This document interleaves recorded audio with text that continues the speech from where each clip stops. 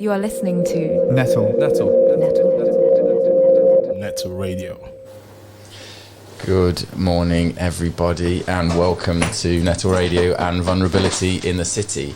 It is Thursday, and it's pretty rubbish weather in London, isn't it, to be honest? But I am here today with Krystal Thompson as my guest. Welcome. Thank you. Welcome. I'm very excited to be here. Awesome. And we'll do introductions in a second, but just before we get into it, just want to talk about the sponsor of the show, which is Polite Club. So Polite Club is all about encouraging the conversation around vulnerability.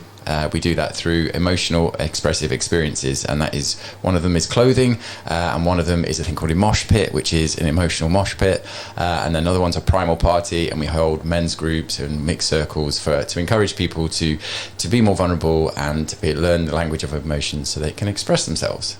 And so that's what Polite Club's about. So if you want to check that out, please do on politeclub.co.uk or Polite Club HQ on Instagram. Any support would be lovely, because my belief and my passion is that vulnerability is the catalyst to our freedom.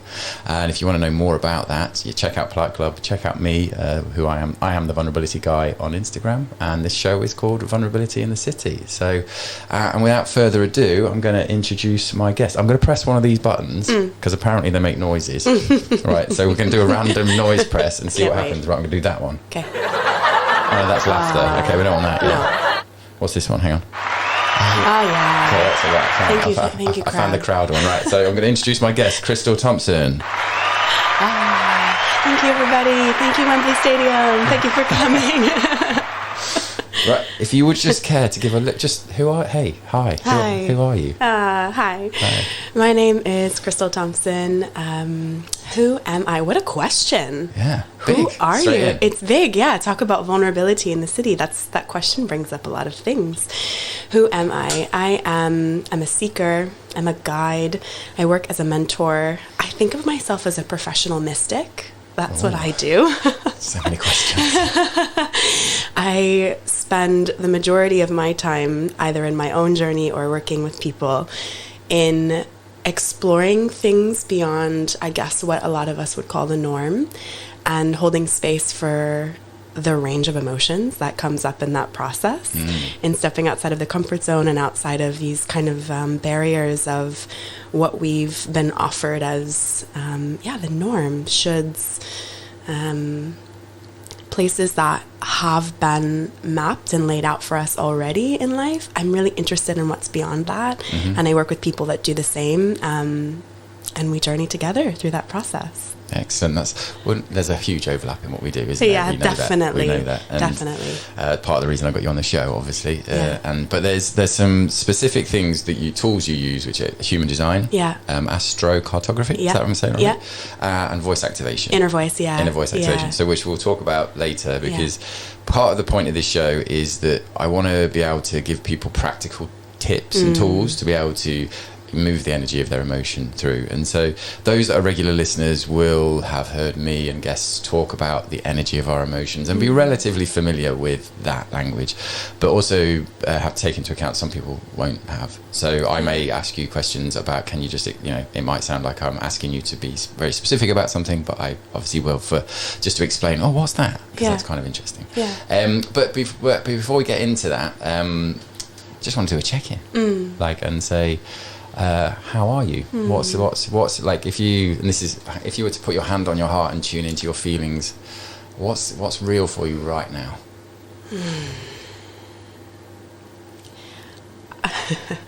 I swear I'm not just saying this because of where we are, but truly, I feel so vulnerable right now. Not just because of the show, not because of standing here with a microphone in my face.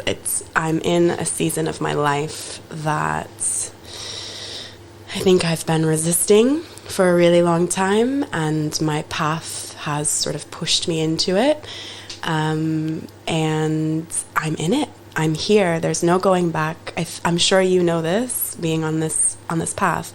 You get to a place where you can't lie to yourself anymore, right? Yes, it's really frustrating. It's like getting on a roller coaster and going, flip. Exactly. You are allowed to swear on this show, actually. Oh, good to know. Thank you. you get to a stage where you just can't lie to yourself any longer. And that, I think, is a beautiful gift and also a constant trigger and constant confrontation. And so I'm in a season of my life at present, I mean, this is so recent, and all I want to do is hide from it, and I just can't. The only way out is through. Thank you, and just taking a breath to acknowledge that, because it's like, it makes me emotional hearing it, because I've been there, and it comes in waves, doesn't it? And so I feel for you, but as you're aware, I know you're aware of this, but it's like if you imagine a physical, for the listeners as well, if you imagine going for a physical massage, those that like physical massages, you know that the pain of a massage is worth it because of the benefits that it brings. And so if you think of it emotionally, going through the difficult emotions is exactly the same. It is hugely beneficial, but it fucking sucks. Yeah. It's just like, oh God. Yeah. So thank you for your honesty and your vulnerability in that sense. And so for me, just checking in with where I'm at, like, it's interesting that I feel really, really good today. Like I woke up, I've had dental surgery last week, and so my face is actually hurting. So other than that, like it's really good. But as I was about to speak, then what was really present was there was a little bit. I feel a bit like, should I feel guilty for feeling so good if someone else is feeling so not so good? And the answer to that question is no. No. Yeah. And I know that, and I was just like, so I felt vulnerable in that, and I think it's something that I've practiced more and more is being totally authentic about how you're feeling, because like how you're feeling is not my responsibility, and how I'm feeling is not yours. And so but obviously I don't need to gloat about it.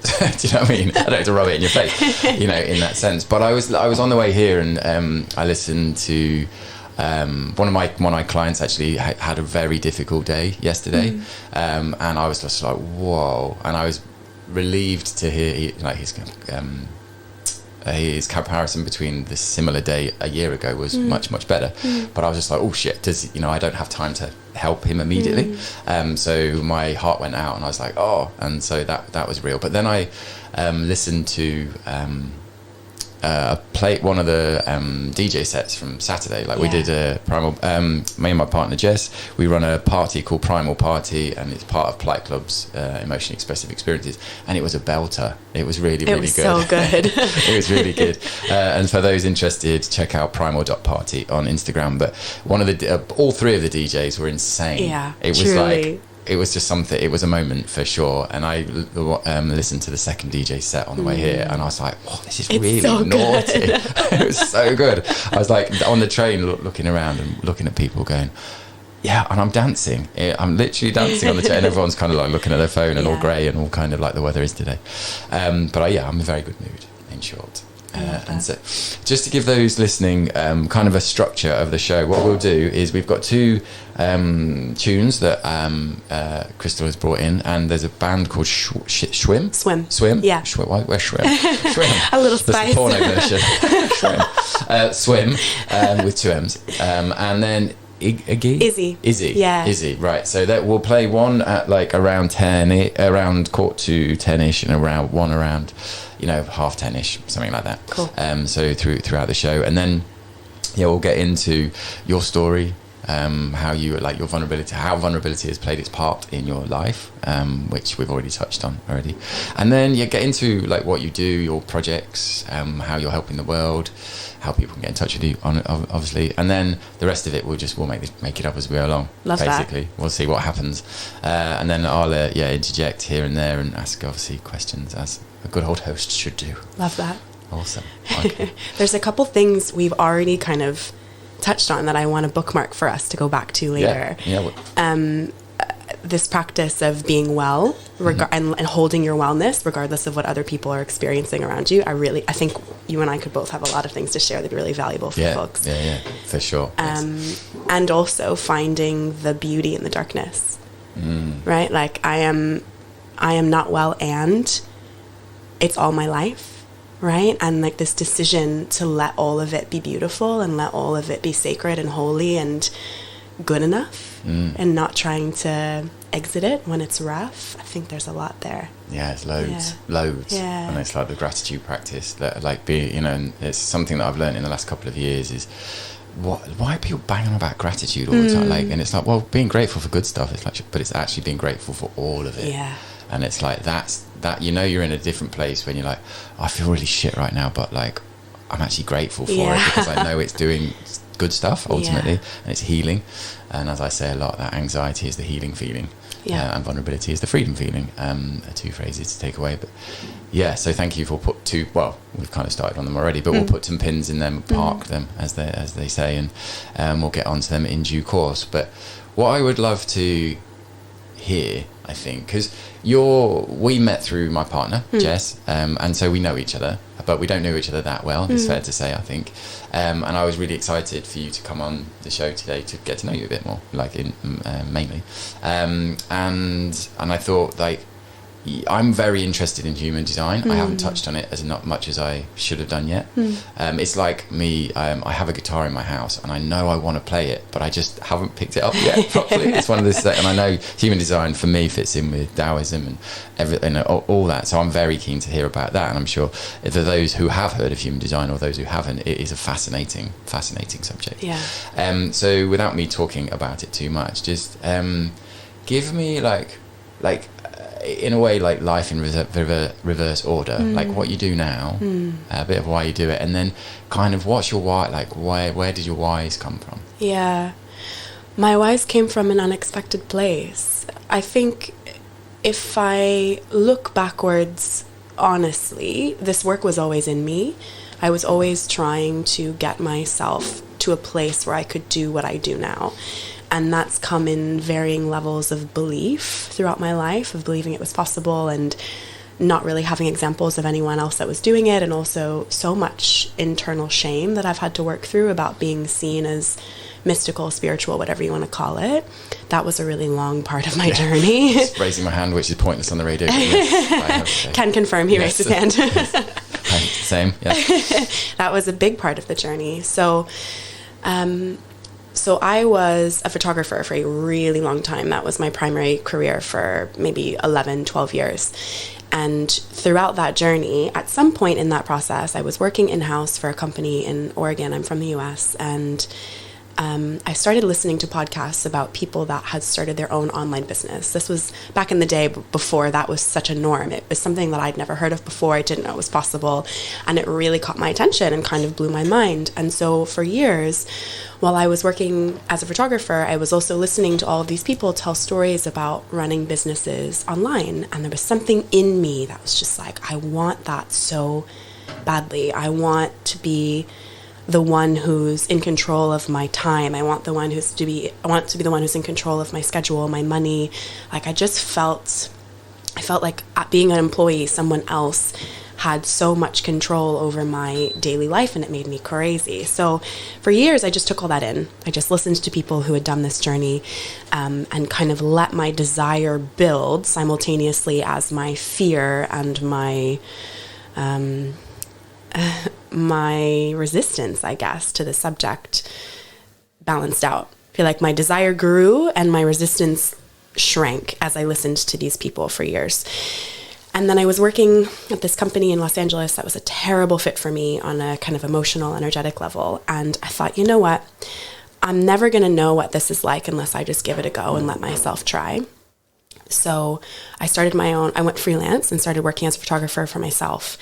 And I thought, I had all these stories. It was going to be the hardest thing in the entire world. There's no way I can do this. I don't have proper business training. All of the reasons we give ourselves why something's not going to work. And in the first year, it blew up. My business blew up. I felt like I was barely trying. Everything felt easy. And I was like, oh, hold on. How could I have this awareness of something that I have all these stories is so difficult? And actually now that I'm experiencing it, it's flowing with ease. And I thought, if I can do this with no proper training, truly no plan, I didn't have a marketing plan, I barely had clients, I had a pretty sad website in hindsight. If I can do this, there are loads of other people that are doing similar things to me working in-house, and they can do this too. So I started coaching other creatives to make that transition from working in-house to running their own business. And I did that for maybe a year. And then I started noticing this pattern with them and also within myself. The better it got, the harder it was to hold it. Right. Okay. Right? So I remember 1 month in my photography business, I made $4,000 in like 3 hours. Nice. And I shut down. I completely shut down. I was like, how is this real? I just felt like I was cheating. I felt like I was doing something wrong. I had all of these things in me that I now understand are echoes of capitalism and ways that we assign value to ourselves, right? And to money. But back then I didn't have that awareness. I just shut down. And so I was witnessing myself and these women that I was working with getting everything they want and feeling terrible about it. Right, yeah. Okay. And I was fascinated by As that. do I, yeah. I was fascinated. I could talk into that in a minute. Yeah. Yes, yeah. So that sent me down the road of the subconscious. And I did a really in-depth training about neurolinguistic programming and the subconscious mind. And basically, how is it that we can hold this duality of having this conscious desire, but subconsciously blocking it at every step? Yeah. And I just never turned back. That path has led me into all the things I do now, but that's where it started. So that's like shadow work in that context. Yeah, absolutely. Absolutely. Yeah, and so to give listeners a bit of you mentioned NLP, which is quite a famous thing, which is obviously reprogramming your subconscious through your conscious in a way. In a way, yeah. And then shadow work is come from Carl Jung, is Jungian philosophy, and it's about parts of us that essentially parental and social conditioning has like exiled, and there's a thing called internal family systems, which talks about exiles, and it's bits of us, like the way to phrase it is that humans have the ability to be everything. We have the ability to do that, but some bits of that like are said, well, parents, like say just using anger as an example, anger is often that don't be angry, it's a bad thing, and it's like, but then we feel guilty for being angry, right? And that causes us problems, and that's massively paraphrasing, but that's roughly what shadow work's about. And so it's accepting all these parts of us that we have the ability to be, and which brings us into alignment. And I have a Jenga model which I use to explain that, which I might do later on, but it's a very powerful thing to do. And so to give an illustrative story from myself with regards to shadow work, so when I was a kid, we moved from down south in England to the Midlands, and I was 6, and you can still buy a lot more for your money when you move from the south to the Midlands, but we moved to an area of the world at the time which was very wasn't affluent. It was a mining town, and it was basically covered in soot because it was open cast mining. It was not. But my mum and dad arguably bought the biggest house in the place, and I still find it a little bit difficult to say this out loud. It's mad. Like, it's obviously I'm going to, but it's still slight resistance to it. They bought like a 5-bedroom house with an acre of land and a swimming pool, and I was brought up in a very lovely house. I'm so grateful for it. But at the time, it was like 90 grand. For all of that. Do you know what I mean? Yeah. So it's like, it was 1986. So, you think of the prices. But what happened, this is just to illustrate what shadow work is and how powerful it is, right? So when I was 6, I used to say grass and path, and now I say grass and path. And it was literally overnight. Like, I just desperately wanted to fit in so I didn't get bullied, because I did get bullied. And people said to me I was a snob. Right, and so the word snob for me had a charge to it, which indicates from a shadow work point of view that there's something there. Like, and so you and your friends, when you've got all this money, you're like, oh, there's this behavioural pattern that goes off in your subconscious, which is, I don't deserve this, or whatever the story was. But my story was, if I have a lot of money, people won't like me. But I didn't. That was all in my subconscious. And I've worked for most of my life. I've had enough money. But I've never had a lot of money, and I've always felt like, oh, if I get a lot, it's not that I'm panic about it, but it's just never really materialized. But so until you heal that trauma, you're literally never going to get a lot of money, because I was literally repelling it. Yes. So for you, when you get the £4,000, how did it, like, can you just talk about how it felt and what happened? What did you do? Did you go spend all the £4,000 all over the place, or did you? What happened? Back then I had a kind of hoarding approach to money. Right. So at the time, I had some debt from starting my business, not very much. And then when I look back on it, I'm like, wow, I wish I could just go back to past me and say, you could just release that money and pay off the debt and it will be fine. Like, more will come, right? But even in this experience, I love that you've brought this up, because this particular experience for me of the 4,000 in an afternoon really illustrates the two contrasting poles that I had in my shadow about money. One of them being, you're not allowed to receive it doing something you like. It should come, right? It should come on the other side of struggle. You should hate it, honestly. Yeah. You should suffer for it. And the other side was, who am I to deserve this much, right? So both of those things came forward at once. I didn't know that at the time. I do now. There was so much fear in my body because I didn't believe I deserved it, and because I believe it came to me in a, quote, wrong way. I was so afraid it would never come back. And I was assigning all of my safety, all of my stability to this thing outside of myself. And when we do that, there's never enough. If you've assigned your internal safety to an external circumstance, you will never feel safe, ever. Sure. So I was in the midst of that, and so I was holding all of it. So I just amassed all this money, and I also amassed all this debt because I was spending to run my business and paying myself, but I wasn't releasing the money that I was actually attracting. It's wild to look back on. And I still have that debt, actually. It's still there because it took me such a long time to understand what I was doing energetically and to heal that and to come into a sense of safety about it. And by the time that happened, the debt grew. Yeah. So now I'm in this practice with myself of when I pay my monthly bill, for example, it's an opportunity for me to sit down with my past self and express compassion and understanding that, like, she didn't know. Yeah. I know so much more now than she did. And yeah, of course, I wish I could go back and make decisions then based on what I know now, but I can't. And so if I perpetuate the pattern of shame and guilt around money, then it's just going to keep going, right? There's this moment where we have to break the pattern. Yep. I have to be the one that says, I am no longer going to shame myself about money, about any of it, about how much I have, don't have today, won't have tomorrow, all of it. Yeah, for sure. It's got to be a neutral place in my body for me to actually be in a state of power about it. And that's a process. Yeah, that's what I guide people on. I'm so passionate about vulnerability because the thing that gets in the way for most people is the feeling of vulnerability. Totally. And it's like, I can't go there because the unknown, humans hate it. And that makes us vulnerable. And to give from my own money healing, one of the things I noticed, and obviously this is when you get above the lower of Maslow's hierarchy. Obviously, food, water, shelter. Once those there are covered, you're not in scarcity anymore, in essence, because everything on top of that is ego.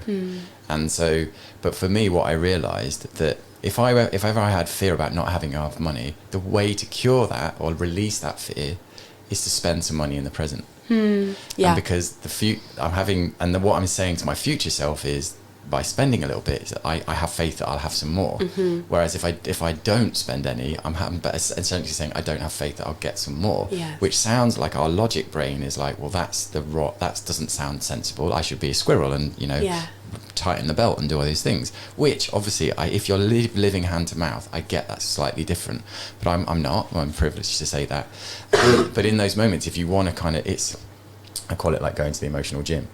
And you have an opportunity in your day-to-day, this is bringing in Zen and Buddhism philosophies, but in your day-to-day to exercise the muscles, and it's in the micro behaviors and the nuances that you can go, okay. And it's surprising that, and it's not like I go out and buy a Ferrari, like even if I could, wouldn't want to do that. But I go out, I'll just go and buy myself lunch, and it's like, okay. And it really does work. Every time it does help you relax in that sense. Yeah. Okay, what's next? What's next on your journey? This is so you started a business at what age? It was 2018. I was 27. 27. Yeah. So that's 20. Okay. Yeah. Yeah. So no, I was just because that makes you 33. I'm 33. Yeah. So I've often, as I've said to Jess before, you often sound a lot wiser than your years in that context. So you're like a wise old soul, as they say. So I think it's quite important to give the listeners context in that. And so, you're like when you're starting your own business, you're young, right? In that context. Yeah. And young in physical years, but also so young in my emotional awareness. Right. Yeah. So young. Yeah, it took me a while to sort that out. Yes, yeah, I can relate to that. Yeah. So what happened after then? So I transitioned from exclusively helping people kind of make the employee to business owner transition. And then I went deep into the subconscious. And then I still work with entrepreneurs. I love working with entrepreneurs because I think it's an arena where all this stuff comes forward. You're forced to face your money stuff. You're forced to face your receiving. You're forced to find your voice. You're forced to find your sovereignty. I think it is such a powerful container to heal and to expand and to grow. So I still work with entrepreneurs all the time. I love it. But I made that transition, and then I had a client. So in the background of all of this, I had been working with my own human design, experimenting for maybe 3 years at that point, 2.5, 3 years. And we'll talk more about what the system is, but if you're familiar with it at all, it's incredibly detailed and in depth. And for those first 2.5 years, all I worked with was my energy type, my strategy, and my authority. So these are the three things that are just the surface level. I mean, that language isn't fair because there's so much there, but it's just the beginning it's just the tip of the iceberg. And we have such this interesting thing as humans where we want to go all in, all at once, and just eat it all. We want to eat the whole cake, even if there's enough cake to last us a lifetime, we want it today. But what human design has really taught me is that comes from the mind, that like hungry ghost sensation of I just want to consume it all at once. And it's actually useless. If you don't understand the foundations of how your energy really works, the rest of it is actually just mental gymnastics. It doesn't really matter. Yeah. So for those first 3 years, I only worked with those 3 elements of my chart, and my life changed dramatically. So everyone around me knew I couldn't stop talking about it because I was so floored by how much of a shift these small, seemingly very small things had made. So I had a new client come to me. She was actually a kind of an acquaintance, a friend at the time. And she came to me and said, I want to start a business. I have so much shame. I have so much resistance. And I know that you do this and I want to work with you. And when we started, she said, I'm a projector, which is one of the 5 energy types. And I don't really know what that means, but I know that it's important for me to understand. And I know that I've been conditioned to be like other types. And the only way that I'm going to be successful is if I understand my own energy. So she said, would you be willing to bring that into our work together? And I said, sure, but I'm going to need some time because I've never explored anyone's chart besides my own. Right. So I didn't know anything about projector energy at the time. So I spent an entire day before our first session reading articles, watching YouTube videos, listening to podcasts, trying to understand the essence of the projector energy. And she and I had our first intake session. It wasn't even a proper session. It was just kind of taking inventory. And in that first session, we got to depths that I was used to getting at session 4, 5, 6 with people. And I was like, oh, there's really something here. There's really something to this. So I went and did my training maybe a month after that. Amazing. Yeah. Okay. So what I think it's very pertinent right now to talk about, explain what human design is. Yeah. And so can you do it in one breath? Ooh, I like this challenge. It'll be a big breath, but like obviously, it's, as you said, it's a very in-depth subject. But there's some key languages around it. Can you just give an overview of what it is, and then the projector, manifestor, etc., and just say what each one is? Because I'm guessing the language might come up in the course of the show, so then people know what it is. So tell me, what is human design? So my perspective on it is a language that we can use to understand how our individual energy works. Like that to me is the most basic example of what it is. You're looking at, when you're looking at a chart, part of this, one of the systems that's brought in is the chakra system. So you're looking at energy centers, and we're looking at how you are designed to take energy in and how you're designed to release energy back out into the world. So at its core, to me, it's a system of relating. It's how I relate to myself. It's how I relate to you. It's how we all relate to each other. It is so valuable to know just for that alone. Because again, as we started in our conversation, there's so many shoulds about how we should XYZ, interact with each other, talk to each other, desire things, build things. And actually each of us has a unique energetic fingerprint for how is most easeful for us as individuals to do that. Yeah. So working with it is pulling out the conditioning and the noise and actually just finding your core energetic fingerprint. Like, how is it just most easy for you to do the most basic things that we all do in day to day? It's kind of like a user manual for your energy. Okay. So there's 5 energy types. And again, this is just the tip of the iceberg. There's so much beneath this whole beautiful system. But understanding your energy type is enough for a good couple of years to really practice. So there's manifestors. It's a quite small percentage of the population, about 9 or 10%. These people are really moved by the throat. So it's deeply important. If you're a manifestor in this life, I see human design very much as an expression of karma, if you like that word, like soul journey. I see it as what's most beneficial to me in this life, like the vehicle that I needed to be successful in this life based on all my past lives, everything I've experienced, and what will come after. So if you're a manifestor in this life, your throat is the key for your success, which means you're going to be finding your voice. You're going to be learning how to ask for support. You're going to be learning to talk about what you need. That is the core of your power, but also your challenge in this life. Generators and manifesting generators, we make up about 70% of the population. Adam and I are both, you're a generator, right? Yeah, we're both generators. These types, which is most of the planet, we're moved by our sacral center. The sacral has a couple of different functions in our body. Its first job, its first role is like a traffic system. So when I'm interacting with the world around me, my body gives me a red light or a green light. Go this way, don't go this way. Do this thing, don't do this thing. And when it's green, it's that sensation of like, ooh, like I can't wait. Like when you invited me to come be on the show, my whole body lit up. That's the sacral responding to me. So our work as generators and manifesting generators is to follow those green lights and let them guide us. And when it's green and when we're on and when we're saying yes to things that we really love, the sacral becomes a battery and we have this life force energy that we can use to do the things we want to do.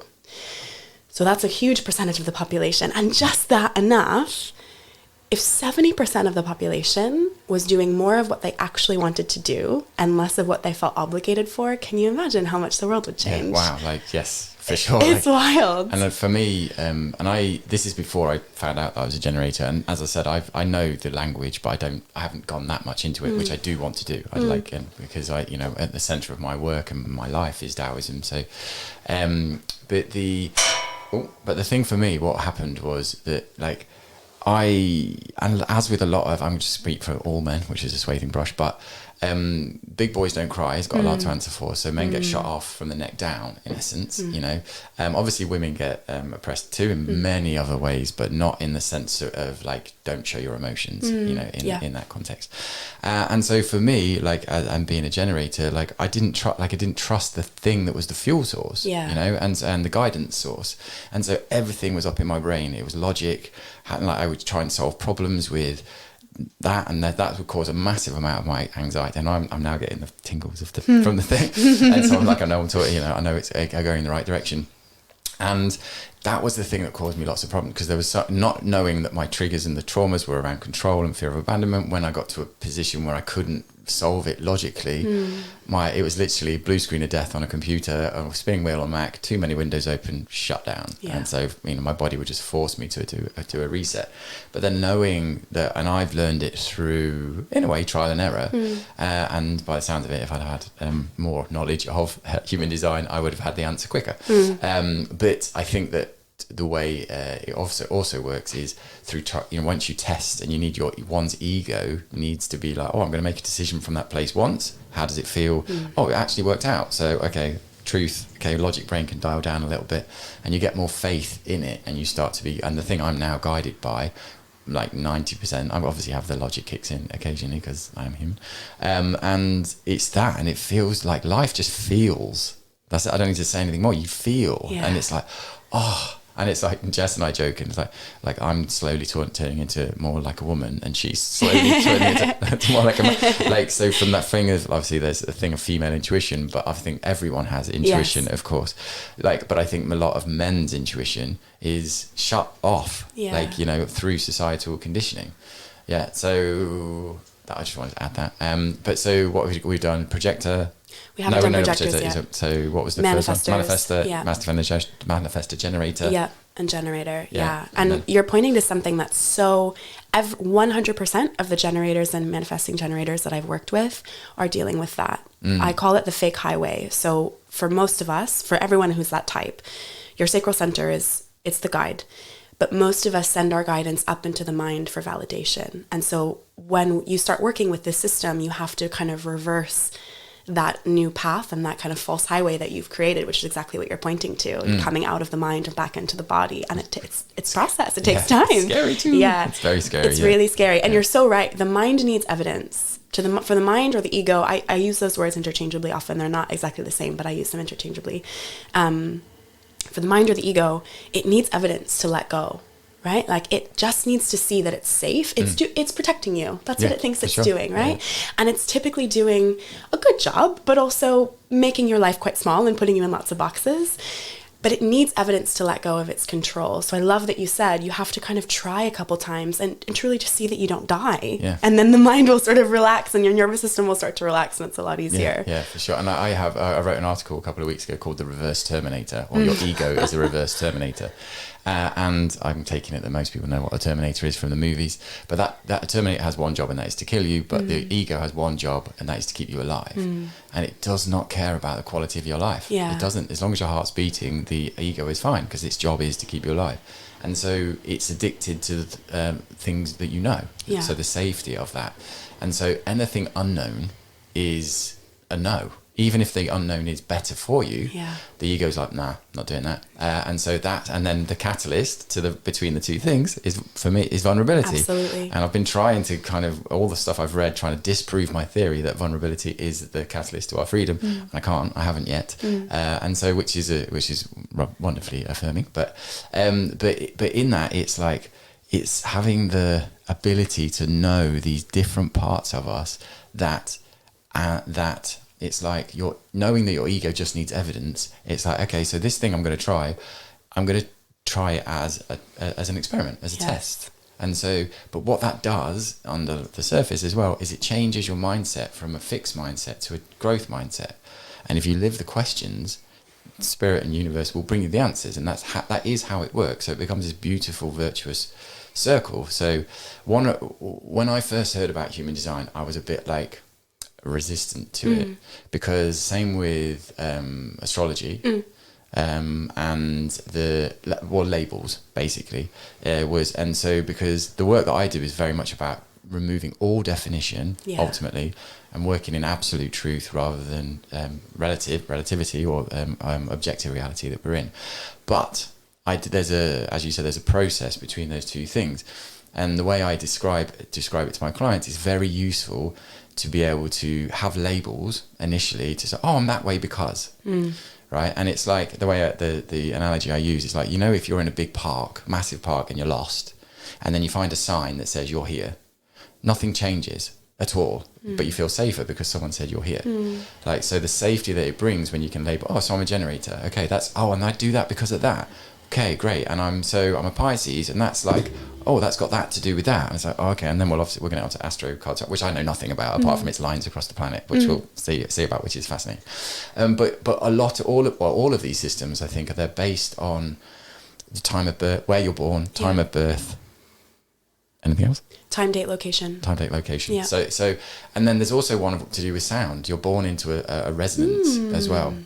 So the universe at that point in time has a sound. Oh, beautiful. And so one of my friends runs a company called I Am Sound. Shout out to her.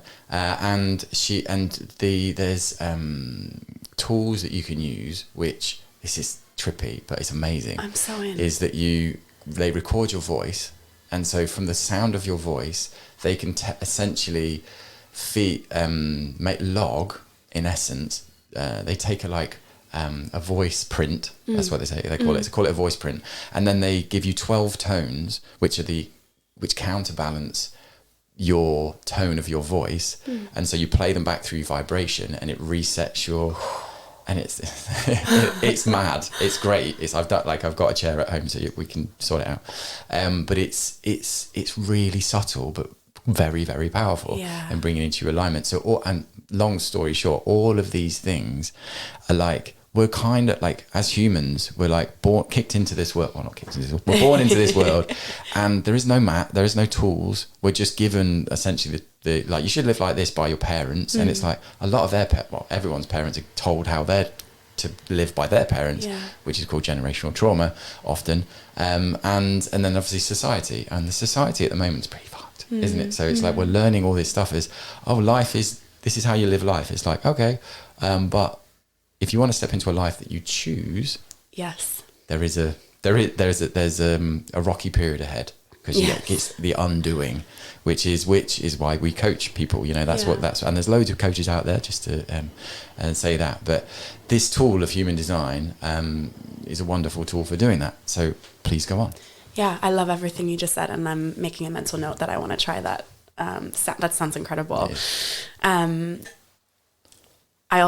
talk about skepticism after. So projectors are the second largest after the generator types. They're about 21% of the population. Projectors are so beautiful. I mean, I love all of the energy types. They all serve their purpose, but I feel projectors are so needed. We're all needed, but I think projectors of all the types tend to be the most minimized, and we need them so much to evolve. So every type has a purpose in our collective evolution.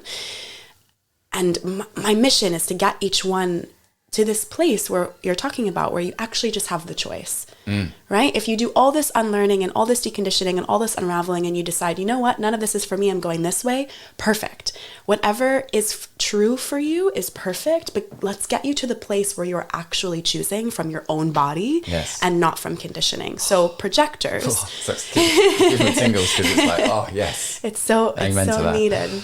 So projectors, we talked about how manifestors are really here to move from the throat, generators and manifesting generators really here to move from the sacral. For projectors, it's all about their vision. And it isn't necessarily that there's an energy center or a chakra in the eyes. We have the third eye, of course. But what projectors see when they look out onto the world, what they see, they are tuned to see what's not quite right, or what's missing, or what could be a bit better, or if we just tweaked this little thing, then this would flow better.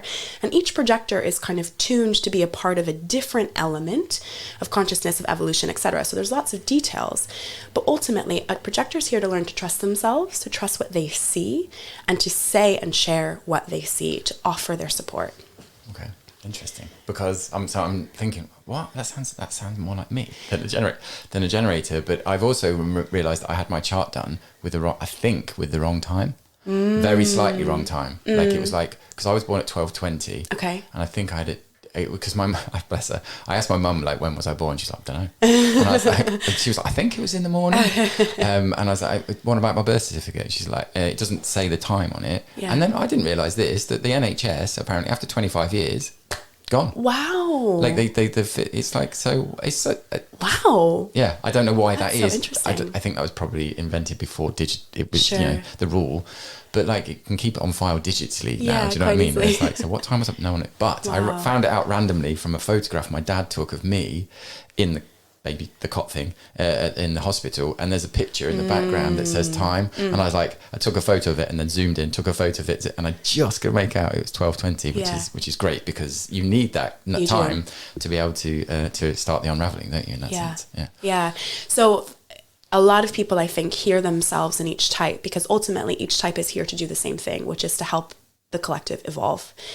We just do it in different ways. So you're also here to see what's missing, what could be better, to fine tune. But the way that you're designed to do that is through that sacral center. So what you're excited about is your deepest medicine to offer the planet, right? So you're still doing the same thing. All of the energy types are doing the same thing.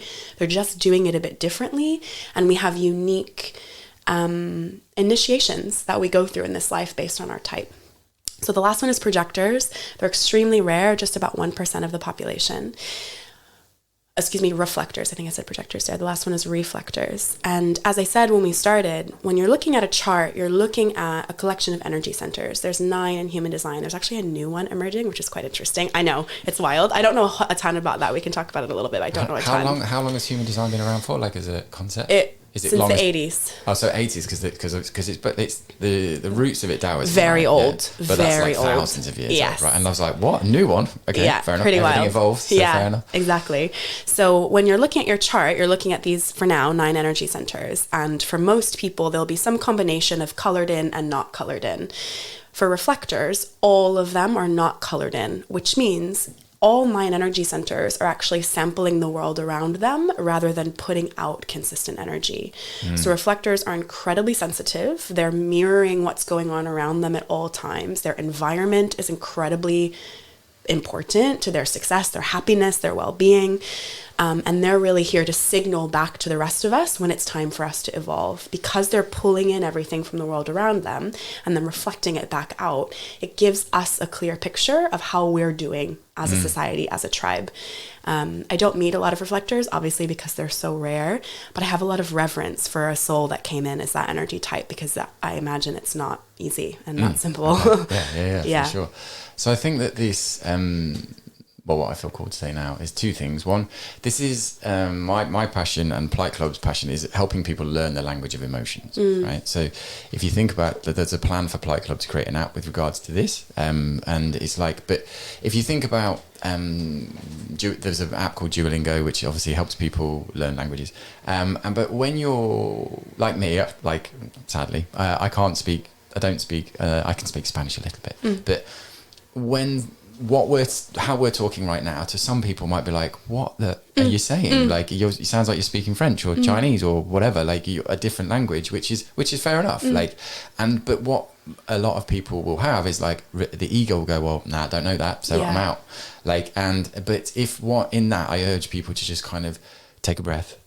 And in that, just like, there are things that are useful to know. Like, so obviously your time, date and location. Time, date, location, yeah. It helps you unlock a lot of things, yes. right? And so you can, obviously people know the most famous ones is like Pisces, wherever. What are you, by the way? Virgo. So I still, the language around that stuff is you when you ingest talk, it's like you are literally talking French in that context, but obviously in a different language. And it's like, okay, but when you know your chart type, and then you've got your human design and things like, if you bring it more even more basic than that, like your love languages, your erotic blueprint, all these things, they're just kind of, you give yourself an understanding, and this is like finding the sign in the park.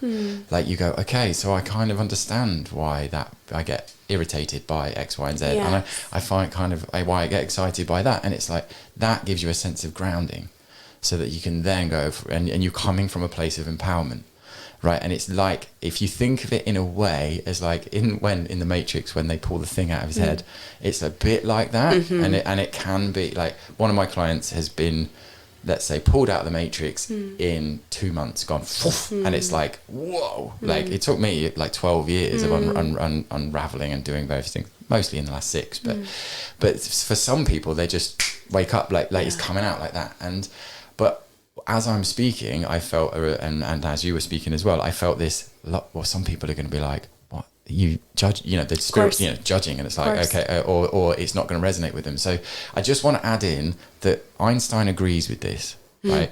Albert Einstein famously said, so it's all about frequency, and vibration. If you can match the vibration and frequency of the reality you want, you cannot help but get that reality. Like, it's physics, not philosophy, and I'm fascinated by quantum physics, and it all relates to all this stuff as well, and the vibration of things and whatnot. But a simple way to phrase it is, and the way I describe it is, that if you're not saying how you feel, or not expressing how you feel, you are literally creating a reality that was never meant to exist. And the way we change our reality is through micro behavior. So when we get to a point where we can recognize our behavioral patterns, and we go, okay, I've been here before, that didn't serve me going that way, so I'm going to try going into the unknown way and practice that way. Some of them are obviously big things that come up, and a lot of them are quite small, but every single time you make a new behavioral change, you literally change your vibration in that one. What am I doing? I keep smacking my own thing. I talk with my hands a lot, which is rubbish on radio, but and you, every single time, if you imagine a clock ticking, every time the hand tick moves, that's you changing your reality. So it's like getting the cinema screen, and it's like, okay, I'll start watching a different movie. If you don't change your behavior, the movie just stays on repeat, right? And so the way that the universe works is that it's a mirror. It's like, if you're, and this is a really powerful thing, and that if you, so like, using money as an example, if you say, I want more money, you are always going to be in the energy of wanting more money. Yeah. So you'll never actually get more money. Or if you do get more money, you're always going to want more money. So and this is where the gratitude practice is. And this doesn't happen overnight, but this is true. It's like if you can come in and be very, very grateful for what you have and start to feel that energy, you will get more because you are grateful for what you already have. And it's obviously these philosophies, these disciplines, they've been around for thousands of years, thousands and thousands of years. Like, so this isn't new. This is obviously mainly Eastern stuff. And obviously you've got, in South America and that area of the world as well, you've got, any indigenous communities essentially are bringing it in. But in the Western world particularly, it's like we've all gone logic, and it's like, it's not really working, right? In that, and you can see in the nature of what is happening in the world, that logic is a lot to do based on fear, and fear is what's happening in all the different. I don't even need to talk into it. I'm guessing most people are aware of the atrocities that are happening in the world at this point in time. But anyway, I went off on a bit of a soapbox rant then. Anyway, back to you. I said before the show, I was like, if we go off on I'm going to bring myself back. Right, so get off your soapbox. Right, I'm off. Back to you. So we are at the reflector point of human design. Yeah. That's all of them, right? That's all five energy types, yeah. Yeah, and is there a way of, just if you were to say, like, and this might be putting you on the spot a bit, but like the main behavioural trait for each one, so that people might be like, oh, that sounds like me, and just... Because the reason for saying that is like then they might go, oh, I want to do that. Like, so for a manifester, what would be something that you could recognise in your behaviour for a manifester? The way because all my perspective on so much of this is about deconditioning. So the way that I think about the question that you're asking me is actually about what each type is really here to learn and grow into in this life. So for manifestors, it's all about the voice, like I said. So, and also for support, manifestors have this very strong, impactful, powerful energy, but their energy moves in very specific big bursts. So they're not designed to have long staying power in a creative process. They come in, they start a fire, they open a door. For example, the person that channeled human design was a manifester. And this thing will go on for years beyond he's dead. And it's going on and on and on. That's what a manifestor does, is they start a fire. So the key for them is trusting that what they have to say is legitimate and is important, and then asking for support for it to grow. For generators and manifesting generators, I think the karma that we're really here to balance is pleasure. And there's a huge spectrum of what pleasure means. But to me, at its core, it's about enjoying ourselves, enjoying what we do, and that we're here to remember that when you and I as generators are lit up, that it actually changes things. Yeah. When people witness us in our joy and in our pleasure and in our embodiment, doing something we like because we like it, it actually changes things. Yeah, for sure. Like shining your light doesn't put people into shadow. It it helps them shine their light. Right? Yes, exactly. So that's really what our type is here to do. For projectors, it's really complex for projectors. As I said, they really need to trust their vision. And most projectors feel like imposters. We all feel like imposters in different ways. But every projector I've ever worked with, for them, a huge theme is about how they're masking. So the way that they're showing up in the world is often the way they think they should. And because of that, it disrupts what actually they can attract. So if you're a projector in this life, you're here to find your true self. Again, we all are in different ways, but particularly for projectors, we need you to see and do what you actually see is needed. That's what we need from you, not the version that you think you should. And for reflectors, I think that what they're really here to grow into in this life is boundaries, is like recognizing that they are designed to take in all this energy, but this exploration of kind of what is the quote true self for them is very complex, because so much of what they experience is from the world around them, right? Wow, that must be complex. Really, really interesting. Wow. Okay. It is a fascinating subject. And can you talk a little bit into the, obviously it was invented in the 80s, you mentioned, 80s, but it is around the Taoist philosophy. Yeah. So I'm not actually asking you to explain the Taoist philosophy, but but most people, and I don't want to dumb this down because there's no need to, but like most people, the yin and yang symbol, that's like the main thing of Taoism is yin energy and yang energy, and it's feminine and masculine. Like essentially, one's chaotic, and which is the feminine, not based on gender, just to be clear. It's nothing to do with gender can't even say gender. Everything in the entire universe has masculine and feminine energy running through it, or it is a projection of it. Anyway, let's go into the depths of it. But and so the feminine energy is more like the creativity, it's the chaos, it's that's there to summarize, and then the masculine is the container for that. And the problems, speaking from man's point of view, where I was very logic based, is that my logic based, so my masculine energy was overactive, it was hardened, and my feminine energy was suppressed in that sense, so it wasn't vibrating at the frequency that it could. And so the problems that happen when you're starting on this is that the feminine energy is always looking for safety, and the masculine energy is always looking for right and wrong. So it's a binary thing. So when you're starting on this, you're and from a man's point of view, or from a balance that way point of view, is that your feminine energy starts to get overactive and the masculine energy goes, that feels weird, I'm doing it wrong, and it shuts it down, right? And so that's where the coach comes in to enable you to kind of stay, it's okay, it's all working out, and then you eventually come into balance, and that's, or more balance, but it's just such a wonderful place to be. So anyway, nutshell of Taoism, it's a philosophy based on moving energy or qi through your body. Yeah. And so people have heard of Tai Chi, acupuncture, all these they're all related to Taoism and Qi and that kind of thing. So how is human design related to Taoism? Yeah, so human design has kind of 5 roots, I guess you could say. The I Ching is one, which is a Taoist practice. The Tree of Life is another one. The chakra system, as we talked about. I'm forgetting the name of the system where the Tree of Life comes from. It's like Judaism, like mystic Judaism. Why can't I think? The Kabbalah, Kabbalah. I Ching, Kabbalah, the chakra system, astrology. So it actually does play a role. Only the planets. Well, that's not necessarily true, but primarily the planets. And the last one's actually genetics.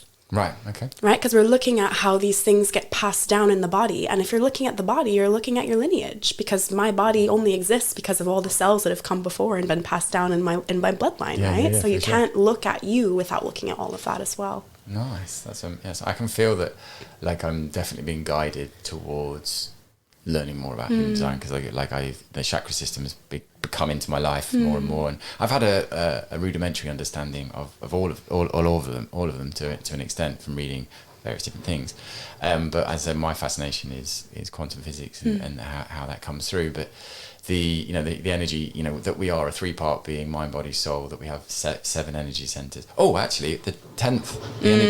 What is it? I don't remember what it's called. I don't know a ton about it. It's really interesting. So in it. Sorry, there's a train going past. It's helpful. Wait, one. There we go. And so in that, there's 7 energy centers, and learning that the energetic hive, obviously there must be overlap with Kundalini energy and, all that kind of stuff. And for those that are like going, what are we talking about? Again, like, I know we're talking in the language of energy, of emotions and stuff, but if any of these, any single word, your body goes, oh, interesting, Google it, find out more about it, because that might be your way in. Like, and your body is talking to you. Like, and so this is what, and the way I describe it is to my clients is that, and it uses hand gestures, but I'll explain what I'm doing. So if those that are listening, if you put out your left hand and point your index finger, and you imagine that your right fist is a problem, and your left index finger is your mind, and you push down on your mind, that's what's happening. That's like general day to day, because of data and evidence and phones and stuff. All our problems in life come in, and we try to solve the problems with our mind. But then if you open your hand, and that's using your body, when you put the problem on your hand, it spreads the weight, right? And so you're much less likely to boil over, have anxiety, all these kind of things. But you then start to realize that, actually, anxiety and things like that is, as I say, the healing feeling, and they're not negative signals. They're positive. They're guiding us, and it's like, it feels like not pleasant in any way, shape, or form. And so going back to right where you said at the beginning, you're in a whirlwind, but when you're there, and you know that it's a good thing, ultimately you're willing to put up with the pain that you go through and express it and talk about it and things like that. So, where were we? Human design, end of it. I kind of want to make a note about skepticism, because you said when you first found human design, you weren't very interested, and I was exactly the same. The first time I heard about it, I was like, great, another personality test, like another way we use our minds to categorize ourselves, and I had no interest. But the woman that I heard speaking about it, she kind of made her rounds on all the podcasts I was listening to back then. And she's actually who I did my training with. Her name is Jenna Zoe. And every time she talked about it, I was so uninterested in the system because I had a perspective of it being this mental thing. But her energy was so potent to me, even just across a podcast. I could feel that she was embodied on a level that was very new to me to witness. And after I heard her a few times, I thought, well, if I admire her the way she is as a human, then maybe there's something to this. And I sort of slowly started opening. And that happened again with astrocartography. When that came up in my life, I was like, yeah, right. Like I was, by that point, I was already a professional human design reader, and still astrocartography was offered to me. And I was like, no, that's bull. It's so interesting. We have these resistances that come forward. But again, to bring it back to what you were saying, to me, human design is about understanding our biofeedback, knowing how your body is talking to you and knowing how to be in relationship with that communication. And so I've come to understand, because I'm a generator, when I have that feeling in my stomach, that like, ooh, like the bubbles, like, oh, I'm interested, then I know that's my ultimate guide. Even if my mind says this is ridiculous, everyone's going to think you're weird, et cetera, all the stories we hear. If I feel that feeling in my body, I've taught myself to trust that above all else, regardless of the stories. And they're always there. I think we can normalize that as well. No matter how deep I get in this, my mind is still doing its mental thing. It's still doubting. It's still berating me sometimes. It's still telling me I'm being an idiot. But it's okay. That's just what the mind does sometimes. And the closer you get to your edge of growth and expansion, the louder those voices get. And I think just recognizing that and normalizing it, the nose smells, the stomach digests, the mind chatters. It's just what it does. And when you can recognize that it's just doing its thing, you pull the charge out of it, and you kind of pull the power out of that part of us as well. Yeah, beautiful. And the philosophical phrase I use is that you can't be what you observe. So if you can observe that you're angry or negative self-talk or whatever, you aren't actually that, because you can see it. And so you then give yourself a little bit of distance, when what that does is enables you to make a choice.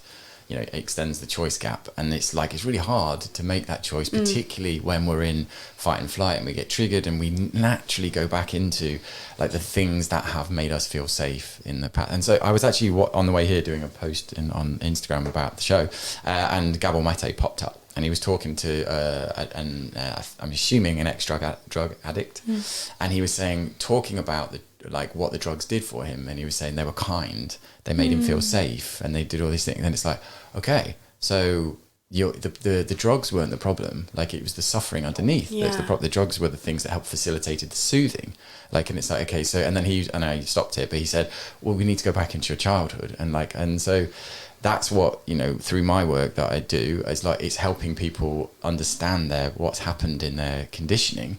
For example, for me, when I fell down the stairs when I was very small, and I felt like mum and dad had abandoned me. They hadn't. They just left to go make a cup of tea or something.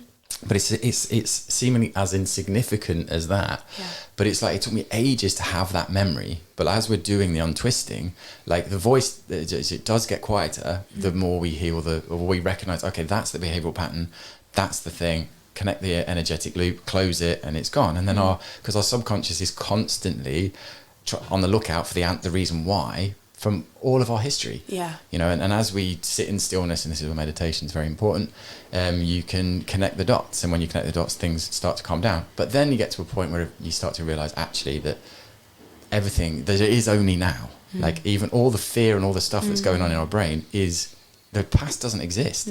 The future doesn't exist. Everything about the past and the future is in the now. And there is a massive book called The Power of Now, Eckhart Tolle, very famous for that. But it's like getting your head around it initially is a bit like, what? Yeah. It's like, oh, this is a lot. But that's why I said about if you one word, if it resonates, it's like literally plucking a needle on a string on a guitar, and your body's going ding. Ding, that's literally a bell going, hello, and that's your instincts talking to you. It 100% is. Follow it. I can't stress that enough, and I can imagine you're smiling and nodding. It's just please, that's the starting point. And I just clock in the time is song time. Oh, amazing. Song time. Right, so there's one, she sent me swim first, so let's go with swim. Let me load this up to see if it works. Oh, I'm so excited to get to share this music. Oh, it's playing. Oh, don't do that. Right, so can you talk to me like about Swim? Who are they? What's this song's called? Feel Better. Yeah. And so, can you talk to me about it? Yeah. Why did you? We've got permission for this, right? Yes. So I'm guessing you know the people. Yes. Yeah. So when I lived in Los Angeles, one of my loves is creative writing, and I was in a writers group for about a year, and I met Chris Hess, who is the singer of Swim, and we knew each other in this writing capacity. We spent every Sunday afternoon together for almost a year. And I knew he was in a band, but I'd never heard his music. And then he invited me one day to see him perform. And I was absolutely blown away by his voice. My memory of that entire show is me standing there watching him sing with my mouth hanging open. I just could not believe how beautiful his voice is. And so I'm a huge fan of Swim and the music that they make. And they have a new record that just come out. This is an older song, but it just, every time I hear it, I don't even know if I have the words for the sensation in my body, but I just love it. Oh, amazing. Right. So I'm looking forward to that. So, or this rather.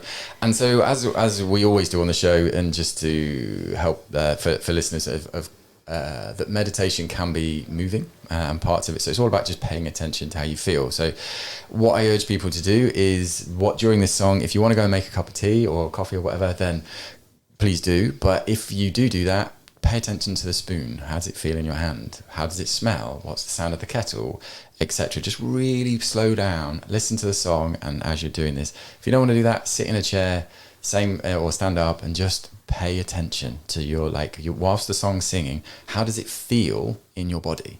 Okay, so right, without further ado, let's press play. It should. Yes, it's working.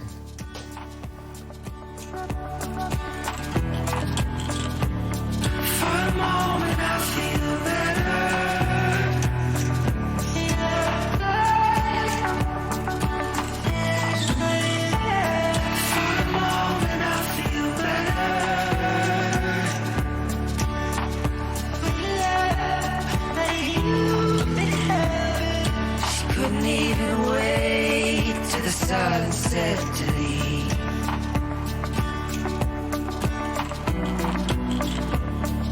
She used to lay her cheek on the asphalt to feel the heat, and the highway boiling from those brave enough to leave. She said, oh, just you wait and see. I can almost see her face, but more so a place. I found her in a fallout between one more bad decision and embrace.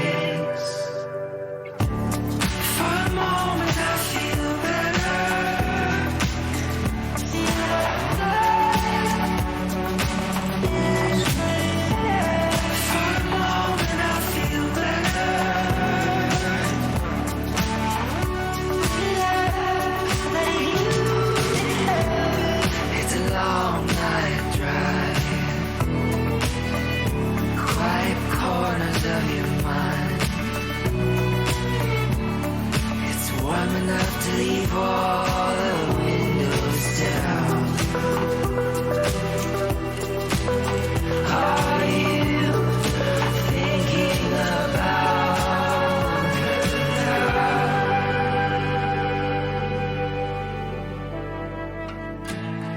And midnight fills the canyons on both sides of me.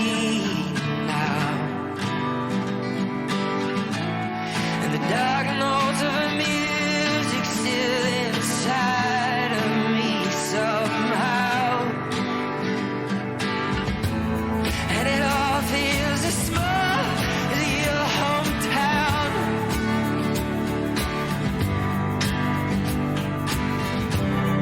And no one ever told her she could slow down.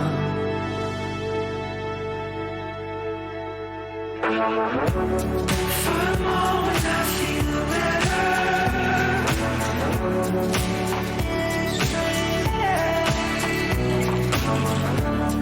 For a moment I feel better.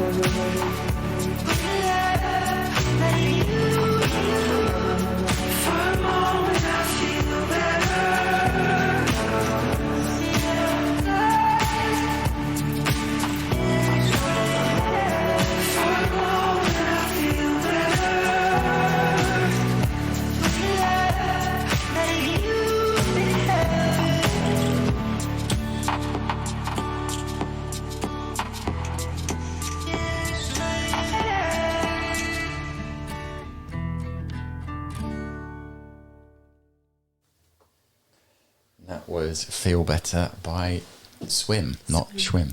And, oh no, it's continuing playing. Thank you for that song. That was beautiful. Isn't it great? It was so lovely. I love it so much. Yeah, and I said as it was playing, I said, there was a point when I was like, that sounds a bit like Bob Dylan. There's like a Bob Dylan-esque in there. And I was just like, oh, it's lovely. And yeah, the Feel Better, it's like, based on what we've been talking about, it's like, if you want to feel better, start your journey to learn the language of emotions. And you will feel better, for sure. Yeah. For sure. I love that lyric, for a moment I feel better. And I think there's a huge part in this journey where just that moment, each of those moments is a breadcrumb, right? There's so much in this process, at least for me. There have been so many times in this process where I'm like, why am I doing this? This sucks. And each of those moments, this moment where the clouds part and you're like, all right, this is why I'm doing this. And to me, that song really captures those moments. There's these moments where you come back into your body and remember why you've started. Yes, then when the clouds part, and they do part, and every single time they part. And this is why, like, I'm so passionate about Taoism and living in accordance with the Tao. The more you can let go and trust and undo our parental and social conditioning, the more you come back into alignment with the energy flowing the way it's just meant to, in essence. And if you just think of the analogy of it's like getting into a river and going with the flow rather than swimming upstream. And it's like or across, it's so much better and easier. But you do hit rapids occasionally. It's like, whoa, what was that? And it's intense. But the catalyst to that is vulnerability, I believe. So cool. Right, so where were we? Talk to me more. So we've done human design. Well, we haven't. We've indicated towards it. And so let me hear a bit about how, like, what is astrocartography. I know what cartography is, but speak into that a little bit, and then what's the story, the human story behind it, as to like why as to why you're doing it. The human story behind it. Well, maybe I'll tell which one I want to go first. What is it? Say what it is. Okay. So astrocartography, so astro being astrology, cartography being map making. So what you're looking at when you look at your chart is the map of our planet, and there's different longitude lines, and each one relates to one of the planets that's in the astrological system. So the idea is these lines, they become these kind of activated ley lines, and when you travel to these places, you are able to tap into the energy that planet kind of signifies. So when this was first presented to me, again, I was like, absolutely not. There was a part of me that had the pull, obviously, but the bigger part of me was like, this sounds ridiculous. But I was curious. So I did a trade with a woman maybe 2-3 years ago. She was an astrocartographer. She posted something in a community I'm a part of and said, I'm an astrocartographer. I'm wanting to get a human design reading. Are there any readers in here that want to trade? And I thought, well, this will be interesting. Yeah, sure. Why not, right? So we did a trade. And the way that she did her readings is she had you send her 3 places on the planet that you're interested in traveling to, 3 places you feel drawn to. Mine at the time were Paris, Bali, and Thailand. That's where I sent.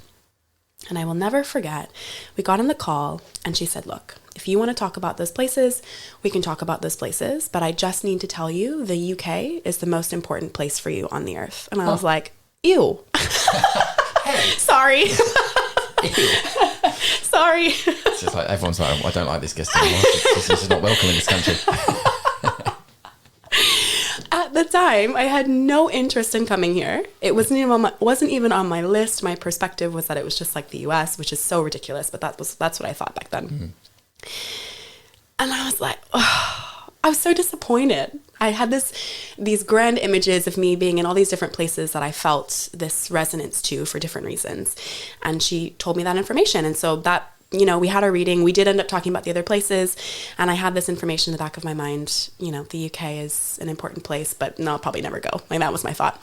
So later that year, I think that was the same year, that fall, everything in my life fell apart. And when I say everything, I mean everything. The relationship I was in, the house we lived in together, the work that I was doing, my attachment to the city I was a part of, like, everything fell apart. I had the biggest ego death of my life. And in that window is when I moved into inner voice work, which we can talk about after. And I was living in California at the time, but I knew that I was releasing California, which was quite a long process for me, but I knew that I was kind of making my first step to leave it. And I had a solo trip planned in Europe, and the UK was not on my list. And as I was packing, I was preparing to go spend some time with my mum in the States before I left.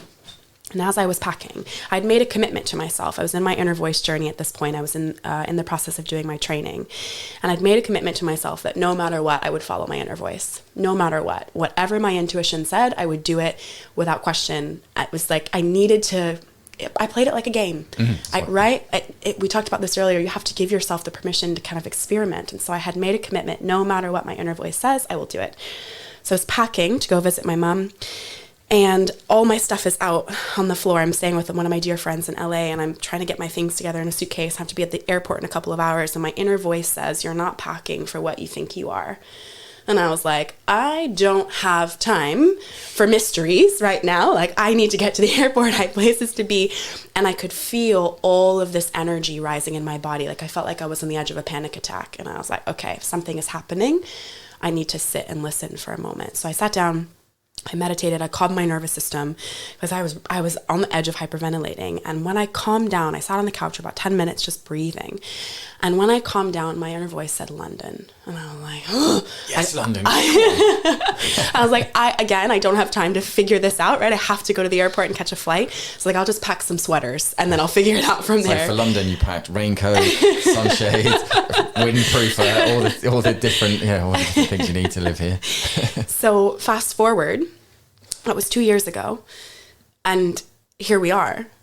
My whole life has exploded in the best way possible since I've come to London.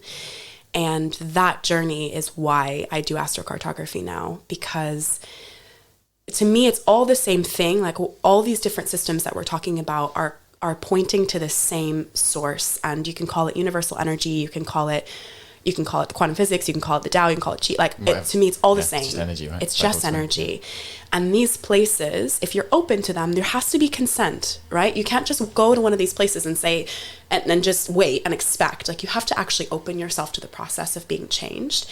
And for me, there's no way I could have opened myself to that if I hadn't had the background of understanding my energy and how my body talks to me.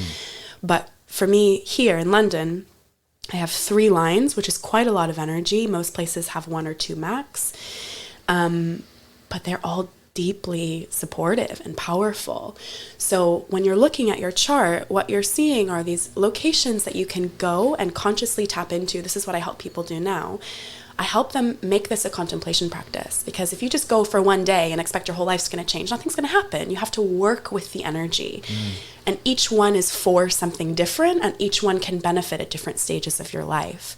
But it's all about how can I deepen my relationship with myself and whatever it is that each planet is governing. Wow. That sounds cool. It sounds really fucking great. Okay, it sounds really interesting, and it's certainly like that's whetted my appetite to inquire. And I'm like, I wonder if Ibiza, Hawaii. I know they're very powerful on the ley lines. Yeah. But Ibiza particularly is a big lump of quartz. So I didn't know that. Yeah. Apparently, it's like the main, obviously not all the quartz, but there's a lot of quartz in Ibiza. So I've been told. I haven't proven. I haven't studied that or anything, but it might be complete whispers. But who knows? But it really, when you were speaking, it brought up something, and I've totally forgot what I was going to say. Damn it. Well, you were so the end of your thing, you were talking about going to London, do these things, see if consent, really opening yourself to working with the energy. Yes, that's it. Thank you. Welcome. And it was a very useful way of thinking about this. It's a conversation. Yes. Simple as that. And it's like what most people, myself included, and I'm learning, Jess and I are, I'm getting much better at this, which is listening, but I still don't enough. I know a lot about what I do, and I can sometimes slip into thinking that I know, and that's such an arrogant thing to do. I'm aware of it, but it's just part of it.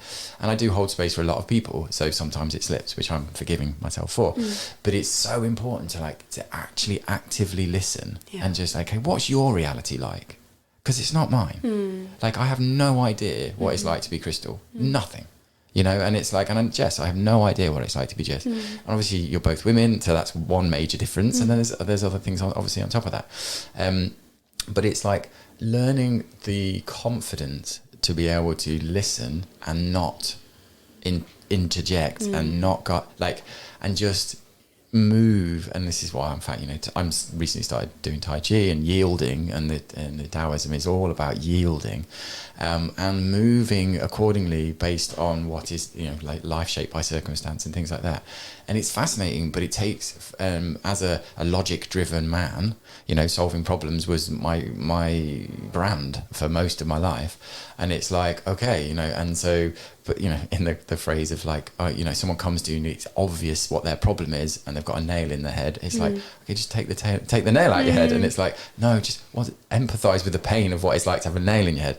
And that for me and for a lot of people, I can imagine it was like there's a real resistance to my natural or my learned behavior was to help, like, and the help is actually, and this is where the central premise to Taoism is Wu Wei, which is action through inaction. So to be able to do that and pause and just listen and attentively listen is really, really difficult. But anyway, going off on a slight tangent, but bringing it back to the way to remember it is you're having a conversation. So your head is having a conversation with your body and vice versa.